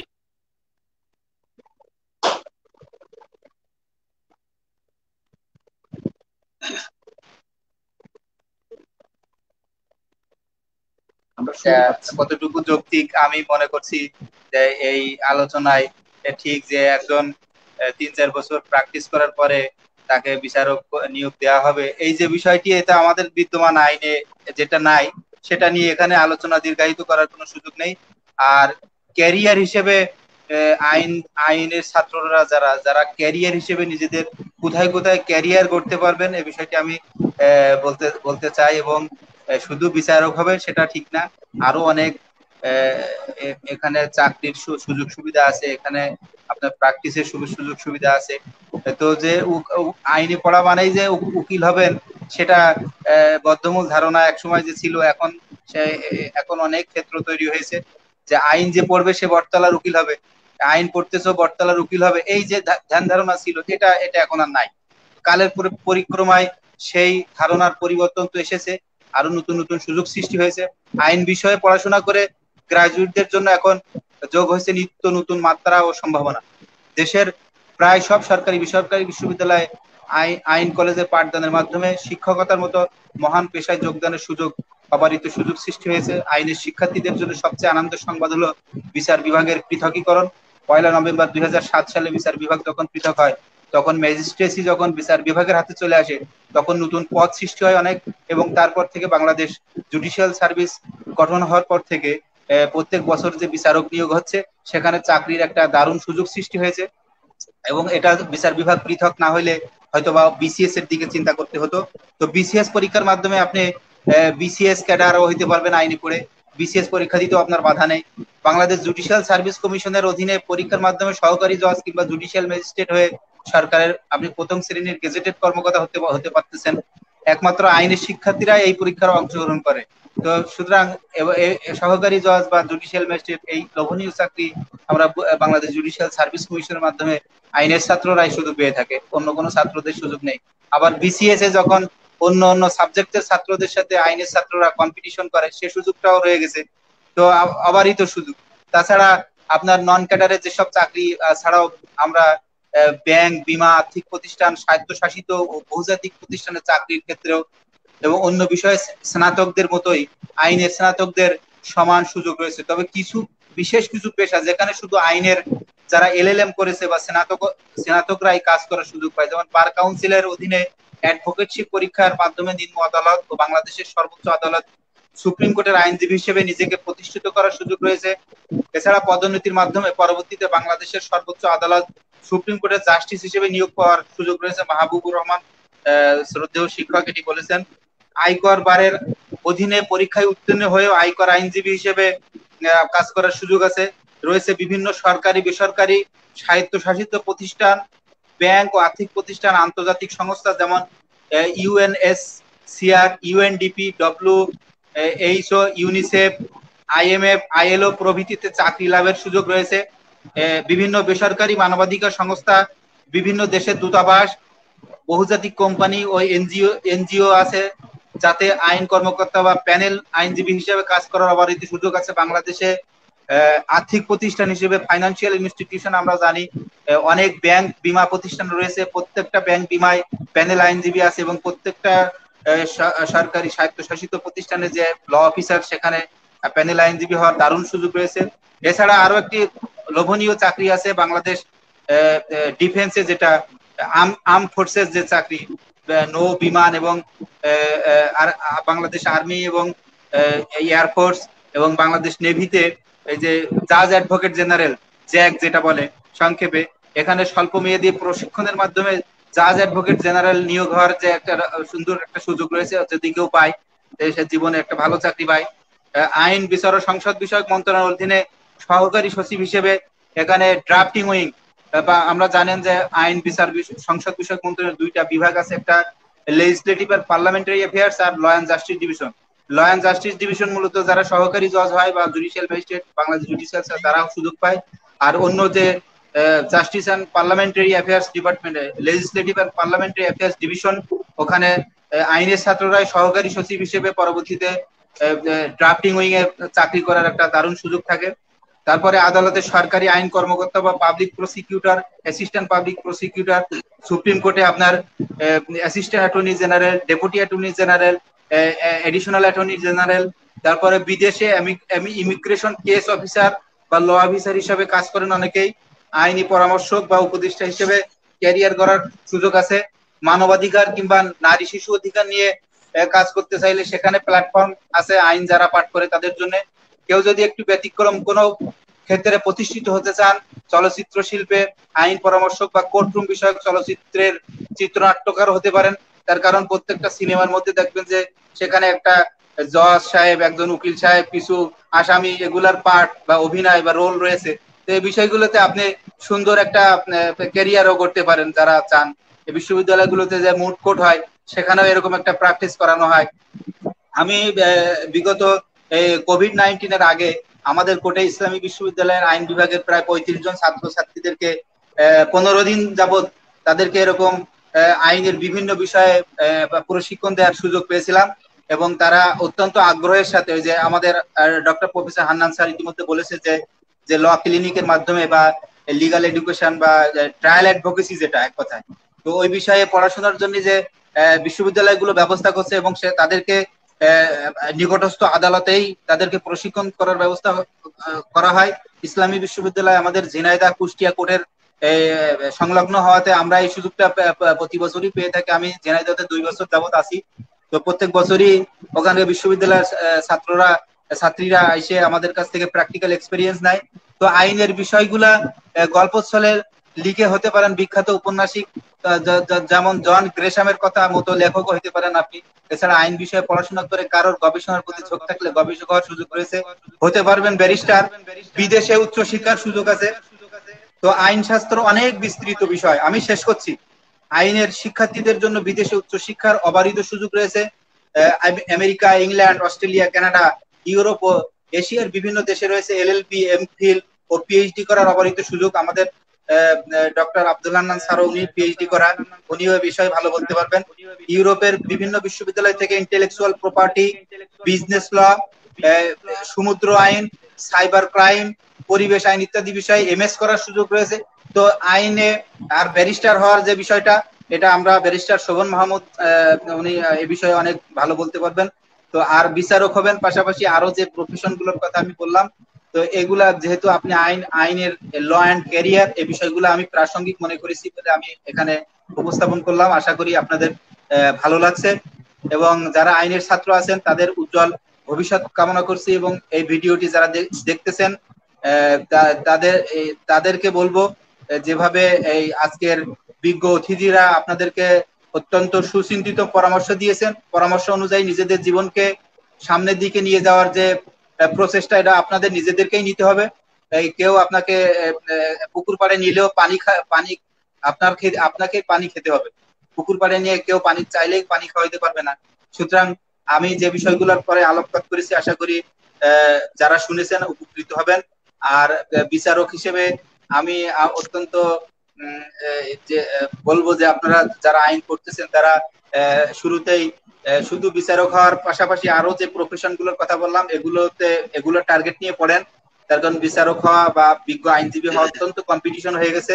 তো এখানে আরো বিজ্ঞ অতিথিরা আছেন, আপনাদের কাছে মূল্যবান তাদের মন্তব্য তুলে ধরবেন। আমি এই অনুষ্ঠানে যুক্ত হতে পারে নিজেকে ধন্য মনে করছি। আমাকে অ্যাডভোকেট আল মামুন রাসেল এখানে আমাকে কিছু বলার সুযোগ করে দেওয়ার জন্য আমি তাকে ধন্যবাদ জানাচ্ছি আন্তরিকভাবে। প্রিয়জন টিভিকে এত সুন্দর একটা অনুষ্ঠান আয়োজন করার জন্য আমি তাদেরকেও ধন্যবাদ জানাচ্ছি। যারা দর্শক শ্রোতা আছেন তাদের কাছ থেকে কোনো ভুল ত্রুটি হলে ক্ষমা চেয়ে নিচ্ছি। পরবর্তীতে আরো এরকম সুযোগ যদি কখনো পাই আপনাদের উদ্দেশ্যে আমার বক্তব্য তুলে ধরবো, আমার মতামত আমি ব্যক্ত করব। সবাইকে ধন্যবাদ জানিয়ে আমি শেষ করছি। আসসালামু আলাইকুম ওয়া রাহমাতুল্লাহ। জি, অসংখ্য ধন্যবাদ জানাচ্ছি আমাদের বিজ্ঞ বিচারক তাজুল ইসলাম স্যারকে। আসলে উনি আমাদেরকে ল অ্যান্ড ক্যারিয়ার যে স্কোপ গুলো আছে একেবারে খুব সামারি করে, খুব সুন্দর করে কি কি সুযোগগুলো আছে উনি ভালো করে স্টাডি করে আমাদেরকে উপস্থাপন করেছেন। এই জন্য স্যারকে আমরা শুকরিয়া জানাচ্ছি। আসলে স্যার নিজে একজন বিচারক ঠিক আছে, কিন্তু উনি একজন ভালো লেখকও। এবং আমাদের ব্যারিস্টার শোভন মাহমুদ যে পরামর্শ দিয়েছেন যে অ্যাডভোকেসি ট্রেনিং, উনি কিন্তু সে কাজও করে যাচ্ছেন। উনি যেটা বলেছেন যে ইসলামী বিশ্ববিদ্যালয়ের শিক্ষার্থীদেরকে ট্রেনিং দিয়ে যাচ্ছেন। এভাবে যদি প্রত্যেক বিচারকের প্রত্যেকের জায়গা থেকে কাজগুলো করা হয়, তাহলে যে আমাদের যে ল্যাকিংস এর কথাগুলো আমরা বলছি, যে প্রবলেম গুলো আমরা ফিল করছি, এগুলো দিন দিন থাকবে না। আমরা স্যার আপনাকে অসংখ্য ধন্যবাদ আমাদের আজকের এই প্রোগ্রামে এই ছোট্ট প্রয়াসে আপনি আমাদের সাথে যুক্ত হয়েছেন। এই জন্য আপনাকে অসংখ্য, প্রিয়জন টিভির পক্ষ থেকে আপনাকে অসংখ্য ধন্যবাদ জানাচ্ছি। আমরা চলে যাবো ব্যারিস্টার শোভন মাহমুদ।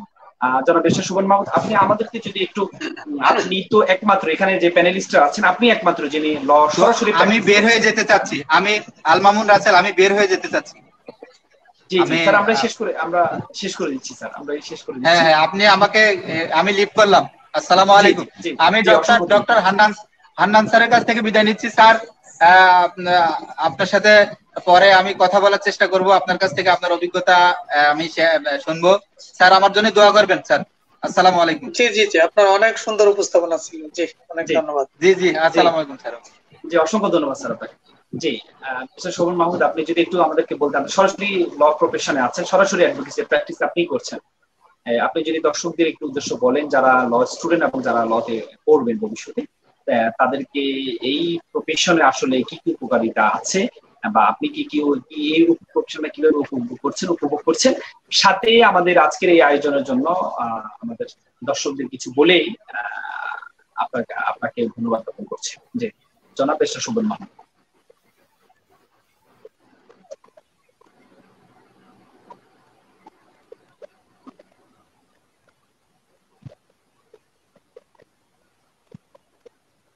আমরা সাউন্ড শুনতে পাচ্ছি না।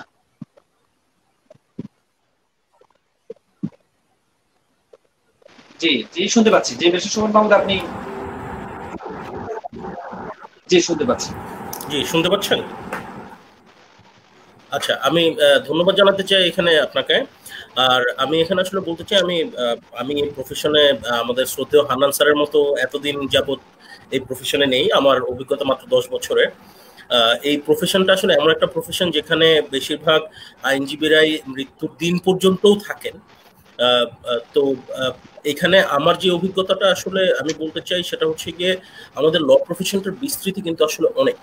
আমাদের তাজুল স্যার যেটা বলে গেলেন যে আমাদের ল প্রফেশনটার বিস্তৃতি অনেক। এখন শুধু প্রথাগত কোর্ট বেসড অ্যাডভোকেসি বা কোর্ট বেসড প্র্যাকটিস আসলে কিন্তু এখন সেই পর্যায়ে নেই। এখন হয়ে গেছে আমাদের corporate based practice is getting more and more prominent যত দিন যাচ্ছে। কোম্পানিগুলোর কাজ, agreements, vetting, land related vetting থেকে শুরু করে অনেক কিছুই চলে আসছে এখন। সো আমাদের যারা আইন বিষয়ে পড়তে চাচ্ছেন তারা যদি প্রথাগত প্র্যাকটিস করতে চান তারা সেটাও করতে পারেন, আবার তারা যদি এখনকার যে এভার চেঞ্জিং ওয়ার্ল্ডের সাথে ইন্টারন্যাশনাল ল ফার্মগুলোর সাথে কাজ করা, ইন্টারন্যাশনাল ক্লায়েন্টদের সাথে কাজ করা, এরকম কাজ যদি তারা করতে চান সেই অপরচুনিটিও তারা এখন পাচ্ছেন। আমি যেমন আমার প্র্যাকটিসে আমি ইন্টারন্যাশনাল অনেক ল ফার্মের সাথেও কাজ করেছি, আবার ইন্ডিভিজুয়াল ক্লায়েন্টের সাথেও কাজ করেছি, আবার অনেক বড় বড় গ্রুপ কোম্পানিজের সাথেও কাজ করেছি। সেটা দেশি কোম্পানি, বিদেশি কোম্পানি, আমরা সবার সাথেই কাজ করি। আমাদের যারা পড়তে চান তাদের মাথায় রাখতে হবে এই প্রফেশনটা আসতে বলে আসলে আপনাকে এই আমরা সুন্দর বাংলায় যেটা বলি যে আপনাকে আপনার দৃষ্টিটা বিস্তৃত রাখতে হবে। এখানে অপরচুনিটি অনেক, আপনাকে চুজ করতে হবে আপনি আসলে কি করতে চাচ্ছেন। প্রথাগত প্র্যাকটিস তো সবসময়ই আছে, কোর্ট বেস প্র্যাকটিস আপনি করবেন সেটার জন্য সবসময় আপনার দরজা খোলা। সেটার জন্য যেমন আপনার বার কাউন্সিল থেকে আপনার এনরোলমেন্ট নিতে হবে। আপনি যদি কর্পোরেট প্র্যাকটিস করতে চান তবুও আপনার বার কাউন্সিল থেকে এনরোলমেন্ট নিতে হবে। আপনি এনরোলমেন্ট নেবেন, কিন্তু তারপরে আপনি আসলে আপনার কাছে একটা অপশন আসবে, আপনার কাছে চয়েস আসবে আপনি কোন ভাবে প্র্যাকটিস করতে চাচ্ছেন। আপনি কি প্রথাগত করতে চাচ্ছেন নাকি আপনি কর্পোরেট প্র্যাকটিস করতে চাচ্ছেন। কর্পোরেট প্র্যাকটিসের কথা যদি আপনি চিন্তা করেন তাহলে তাজুল স্যার যেটা বলে গেলেন যে আমাদের দেশে কর্পোরেট প্র্যাকটিসের হরাইজনটা কিন্তু অনেক বিস্তৃত, অনেক অনেক বিশাল। কারণ এই কর্পোরেট প্র্যাকটিসটা আমাদের দেশে কিন্তু খুব একটা পুরাতন না, অনেকটা নতুনই। আমাদের দেশের আমাদের যারা ক্লায়েন্টরা আছেন তারাও দিন দিন জিনিসগুলো নিয়ে এগিয়ে আসছেন, তারাও দেখা যাচ্ছে তাদের কাজগুলো তারা চাচ্ছেন লয়ারদেরকে দিয়ে চেক করাতে। এইখানে কর্পোরেট প্র্যাকটিসে সবচেয়ে বেশি দরকার হয় কিন্তু আমি যেটা হান্নান স্যার বললেন, এই লিগাল রিসার্চ, অপিনিয়ন, এই টাইপের জিনিসগুলো খুবই জরুরি। তো তাদেরকে আমি বলবো সেটা হচ্ছে কি আপনারা যদি এলএলবি বা এলএলএম করার সময় থেকে লিগাল রিসার্চ, লিগাল অপিনিয়ন এটাও যদি অ্যাডভোকেসির পাশাপাশি এটাতেও জোর দেন তাহলে মনে হয় সবার জন্যই ভালো হয়। আর সর্বশেষে আমি ধন্যবাদ জানাতে চাই প্রিয়জন টিভিকে এরকম একটি সুন্দর আয়োজন করার জন্য। আমি ধন্যবাদ জানাতে চাই আল মামুন রাসেল অ্যাডভোকেট আপনাকে, এবং সেই সাথে আমি ধন্যবাদ জানাতে চাই শ্রদ্ধেয় হান্নান স্যারকে। উনি ওনার এত অভিজ্ঞতা নিয়ে আমাদের মাঝে এসেছেন, আমরাও ওনার কাছ থেকে অনেক কিছু শিখতে পারবো, আমরা ওনার কাছ থেকে অনেক কিছু শিখলাম, ওনার কাছ থেকে অনেক ইম্পর্টেন্ট কথা আমরা শুনতে পারলাম। আমি ধন্যবাদ জানাতে চাই মাহবুবুর রহমান সাহেব অ্যাডভোকেটকে, উনি শিক্ষক এবং আইনজীবী হিসেবে ওনার যে অভিজ্ঞতা সেটা আমাদের সাথে শেয়ার করেছেন। আমি আশা করি এখান থেকে যারা ল পড়তে চান এবং লকে ক্যারিয়ার হিসেবে নিতে চান তারা কিছুটা হলেও উপকৃত হবেন। যদি উপকৃত হন তাহলে সেটাই আমাদের সার্থকতা। আমি থ্যাংক ইউ সবাইকে, আশা করি আপনাদের এখান থেকে কিছুটা হলেও উপকার হবে। অসংখ্য ধন্যবাদ। আমরা জনাব ব্যারিস্টার শগুন মাহমুদ, উনি আসলে একজন ভালো বক্তা এবং একজন ভালো প্র্যাকটিশনার। ওনার নিজস্ব একটা ফার্ম আছে কুইডেন্ট হেলপি, আমি নিজে গিয়েছিলাম, খুব রিচ একটা ফার্ম আছে যেটা কর্পোরেট প্র্যাকটিস উনি করে থাকেন। আমরা ওনার দীর্ঘায়ু কামনা করছি এবং ওনার যে ল ফার্ম আছে কুইডেন্ট হেলপি তারও সফলতা কামনা করছি। আমরা সর্বশেষ আমাদের স্যারের কাছে গিয়ে আমরা আজকে প্রোগ্রামের ইতি টানবো। আমরা doctor professor Abdul Hannan sir, আপনাকে সর্বশেষ যদি আপনার কাছে রাসেল ভাই, আমি স্যারের কাছে যাওয়ার আগে আমি একটু থ্যাঙ্কস গিভিং করতে চাই আমার জায়গা থেকে। সেটা হচ্ছে যে আজকের এই মহৎ অনুষ্ঠান যেটা আয়োজন করেছে প্রিয়জন টিভিকে অসংখ্য ধন্যবাদ জানাচ্ছি আমার পক্ষ থেকে এমন সুন্দর একটা প্রোগ্রাম আয়োজন করার জন্য। এবং আমি নিজেকে খুব ফরচুনেট মনে করছি যে আজকের অনুষ্ঠানে যারা অতিথি রয়েছেন, professor doctor Mohammad Abdul Hannan sir, খুবই বিজ্ঞ প্রাজ্ঞ একজন শিক্ষক যাকে আমরা খুব হৃদয়ের ভিতর থেকে সম্মান করি। ছিলেন মোহাম্মদ তাজুল ইসলাম, বিজ্ঞ জাজ, এবং আমি যদিও তাকে বড় ভাই হিসেবে ডাকি এবং আমাকে খুব ভালোবাসেন। ব্যারিস্টার শোভন মাহমুদ ছিলেন, যার কাছ থেকে অনেক কথা শুনেছি, মূল্যবান কথা শুনেছি, এবং সর্বোপরি আপনার আল মামুন রাসেল ভাইয়ের অনবদ্য এই উপস্থাপনা সব মিলে আজকের অনুষ্ঠানটা খুব ভালো লেগেছে, এবং আশা করি সকলের কাছে ভালো লেগেছে। প্রিয়জন টিভির সাথে সবাইকে থাকার আহ্বান জানিয়ে আবার ধন্যবাদ জনাব মাহবুব বিদায় রহমান। নিচ্ছি। জনাব মাহবুব রহমান আসলে উনি একজন আসলে শিল্পীও বটে, অনেক যোগ্যতা আছে, আমরা যোগ্যতাগুলো বললাম না। শিক্ষক একাধারে উনি একজন আইনজীবী, আমার সাথে একজন শিল্পীও। যদি আমার সুযোগ হতো, যে টকশো না হতো, আমরা ওনার একটা সুন্দর গান শুনতে পেতাম। ইনশাল্লাহ আমরা আপনাদের দর্শকদের বলি, আপনাদের সুযোগ থাকে কখনো সরাসরি ওনার অফিসে গিয়ে সরাসরি গান শুনে আসবেন। সে আশা করছি। আমরা একেবারেই শেষ প্রান্তে চলে আসছি। আমরা প্রায় 1.5 ঘন্টা যাবত আমাদের টকশো চালিয়েছি। আমরা শেষ প্রান্তে আমাদের এই শ্রদ্ধাভাজন শিক্ষক জনাব শিক্ষাবিদ doctor professor Abdul Hannan sir দিয়ে আমরা ইতি টানবো। স্যার, আমাদের উদ্দেশ্য, দর্শকদের উদ্দেশ্য এবং ল স্টুডেন্ট যারা এবং যারা স্টুডেন্ট হবে তাদের উদ্দেশ্য, এবং যারা আইনজীবী, আমরা যারা আইন প্রফেশনে আছি আইনজীবী হিসেবে, আমাদের উদ্দেশ্যে যদি কোনো পরামর্শ এবং দর্শকদের যদি কোনো পরামর্শ থাকে, স্যার আপনার কথা দিয়ে স্যার আমরা আজকে ইতি টানবো। Doctor professor Abdul Hannan sir. জি, ধন্যবাদ অ্যাডভোকেট আল মামুন রাসেল। আসলে আমরা এতক্ষণ পর্যন্ত অনেক গুরুত্বপূর্ণ বিষয়ে আলোচনা করেছি, আমরা নিজেরা কথা বলেছি, আলোকিত হয়েছি, অনেক সুন্দর সুন্দর পরামর্শ এখানে আসছে। আসলে লয়ের সাথে সংশ্লিষ্ট যারা, তারা একেবারে সবার থেকেই আলাদা। আমি বলবো যে অন্যান্য যে প্রফেশন গুলো রয়েছে, বিশেষ করে সিভিল সার্ভিসে, সেখানে প্রফেশনে তারা প্রফেশন ছাড়া অথবা অন্য অ্যাডমিনিস্ট্রেশনে যেতে পারে। আর এখানে লয়ের স্টুডেন্ট বা ল গ্রাজুয়েট যারা, তাদের অবারিত দ্বার, তারা সব জায়গায় কিন্তু যাওয়ার তাদের সুযোগ রয়েছে। এবং এমন কোন অফিস নেই যে অফিসে একজন ল অফিসারের পোস্ট নেই। তার মানে সকল অফিস, সকল ধরনের যে কার্যক্রম রয়েছে, সকল কার্যক্রমের সাথে কিন্তু ল স্টুডেন্টরা জড়িত হতে পারে। সুতরাং তারা যদি পড়াশোনা করে ভালো করে যদি আইন পড়ার চিন্তা তাদের থাকে, তাহলে তাদের বসে থাকার কোনো সুযোগ নাই, বসে থাকার দরকার নেই। তারা কোনো না কোনো জায়গায় খুব সুন্দরভাবে প্রোভাইডেড হবে। এই জন্য আমি বলবো যে যারা ল পড়ার জন্য চিন্তা করছে, তাদের অন্য কোনো হেজিটেশন দরকার নেই, তারা পড়াশোনায় চলে আসুক। এবং আমি বলবো যে জানার, শেখার তো শেষ নাই, বিকল্পও কিন্তু নাই। এই জন্য শুধুমাত্র খালি বই পড়তে হবে, বই পড়ে শিখতে হবে, জানতে হবে, এমনটা না। আমি দেখছি যে আমাদের ল জানার জন্য অনেক সুযোগ কিন্তু আমাদের রয়েছে। যেমন আমাদের বারের সুযোগ রয়েছে, বেঞ্চেও সুযোগ রয়েছে, তার বাইরেও যদি আমরা চিন্তা ভাবনা করি, বিভিন্ন জায়গায় কিন্তু আমরা আইন শেখার সুযোগ আমরা পাবো এবং শিখতে পারবো। শিখলে মানে আমরা যে আইনের ছাত্র, সেটা আমাদের প্রমাণিত হবে, আমরা জানি এবং আমরা মানি। মানে মানার জন্য জানা, এটা যদি হয়, মানে আইন যদি আমি নিজে মানি, তাহলে আইন জানাটা সার্থক। সুতরাং আইন জানার যে সুযোগগুলোর কথা বলা হয়েছে, আইন পালন করার, আইনকে মানে সমাজে প্রতিষ্ঠিত করার জন্য যে সুযোগ আমার রয়েছে, বড় সুযোগ, বড় দায়িত্ব রাষ্ট্রের। তারপরেও আমি রাষ্ট্রের একজন স্বাধীন সচেতন নাগরিক হিসেবে, আইন জানা নাগরিক হিসেবে আইন পালন করা এবং আইনকে পালন করার জন্য অপরকে সহযোগিতা করা বা অপরকে এই লাইনে নিয়ে আসার জন্য চেষ্টা করাটা আমার দায়িত্ব।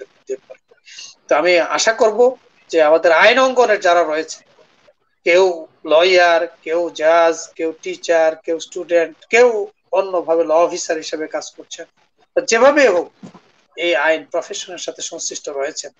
আমি তো দেখছি বিদেশে ওনারা লয়ার পরিচয় দিতে আরো অনেক বেশি গর্ববোধ করে। আমাদের দেশে লয়ার বললে মনে হয় যেন কেমন একটা ভাব চলে আসে, তা হওয়া উচিত না। আমি প্রথমে বলেছি যে লয়াররাই হচ্ছে সমাজে সবচেয়ে উচ্চ শ্রেণীর লোক, সবচেয়ে মানে তাদের অবস্থান তৈরি করার মতো অবস্থা তাদের আছে। সুতরাং এক্ষেত্রে কোনো হীনমন্যতার তো প্রশ্নই আসে না। সকল বড় বড় পোস্ট পজিশন গুলো লয়ারদের দখলে আছে। সেদিকে আমি আমার ছাত্রছাত্রী যারা ল পড়ছেন বা পড়ার জন্য ইচ্ছা পোষণ করছেন, তাদেরকে আমি এদিকে আহ্বান জানাবো। এবং আমরা যারা রয়েছি, আমরা যেন দায়িত্ব পালন করার জন্যই এই আইন শিখি, আইন জানি এবং আইন পালন করি, এই চেষ্টাটা আমরা করব। তো আজকের এই সুন্দর আয়োজনে প্রিয়জন টিভিকে অনেক ধন্যবাদ জানাচ্ছি। তারা অনেককে জানার সুযোগ করে দিয়েছেন এবং আমি নিজেও বলেছি যে আজকে যে বিজ্ঞ প্যানেলিস্ট ছিলেন, তারা অনেক সুন্দর সুন্দর বক্তব্য রেখেছেন, তারা যথার্থ কথাবার্তা বলেছেন, তাদের থেকে আমি নিজেও আলোকিত হয়েছি। আজকের এই প্রিয়জন টিভি আমাকে এখানে অতিথি হিসেবে কথাবার্তা বলার সুযোগ করে দিয়ে যে বিরল সম্মান প্রদর্শন করেছেন, তাদেরকে কৃতজ্ঞতা জানাচ্ছি। এর মাধ্যমে তারা সামনের দিনগুলোতে আরো এই জ্ঞানের আলো ছড়িয়ে দিবেন এবং এর মাধ্যমে মানুষকে সচেতন করে আইন পালন করার ক্ষেত্রে যথার্থ সহযোগিতা করবেন, এই প্রত্যাশা রেখে আমার কথা শেষ করছি। ধন্যবাদ সবাইকে। জি, অসংখ্য ধন্যবাদ স্যার। আসলে এই আইন শুধুমাত্র যারা লতে পড়ে বা ল রিলেটেড যারা পার্সন আছে শুধু তাদের জন্য না, একজন সচেতন নাগরিক হিসাবে একজন সুনাগরিক হওয়ার জন্য, দেশের সুনাগরিক এবং সচেতন নাগরিক হওয়ার জন্য আইন করতে হবে আপনার সমাজে চলার জন্য। কারণ আইন একটা ম্যাক্সিম আছে, each and every citizen of Bangladesh is suppose to know all laws of Bangladesh. যে কোনো আইনের ক্ষেত্রে ধরে না হয় প্রত্যেকটা আইন আমরা প্রত্যেকে জানি। এজন্য যে কোনো বিষয় আপনি যদি বলেন যে আমি জানতাম না বা আমি জানি না, এই সে এক্সকিউজটা আপনি দিতে পারবেন না। কারণ আইনে বলা যে ইগনোরেন্স ইজ নট এক্সকিউজ। আপনি অজ্ঞতা কখনো এক্সকিউজ হিসেবে দিতে পারবেন না। আপনি প্রত্যেকটা আইন আপনাকে জানতে হবে সমাজে চলার জন্য, সমাজে নিজে সচেতন হওয়ার জন্য এবং সমাজে যে কোনো প্রবলেম থেকে বাঁচার জন্য আপনাকে আইন করতে হবে। এই জন্য আইনের সাথে থাকতে হবে, সবাইকে আইন পড়াশোনা করতে হবে একজন সুনাগরিক হওয়ার জন্য।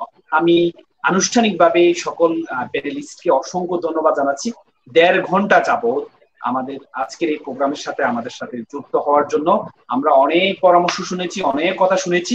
আমরা দর্শকের একটা সর্বশেষ আমরা এখানে শেষ করব, কিন্তু তার আগে দর্শকের একটা রিকোয়েস্ট ছিল যে জনাব আমার অ্যাডভোকেট মাহবুবুর রহমান থেকে একটি, আজকে যে শোক দিবস, এই দিবসে আমরা একটি দেশাত্মবোধক 2 লাইনের একটি দেশাত্মবোধক গান শুনেই আমরা আমাদের আজকের এই আমাদের যে পরামর্শমূলক যে আজকে যে আলোচনা, গানের মাধ্যমে সুন্দর একটি ইতি টানতে চাই।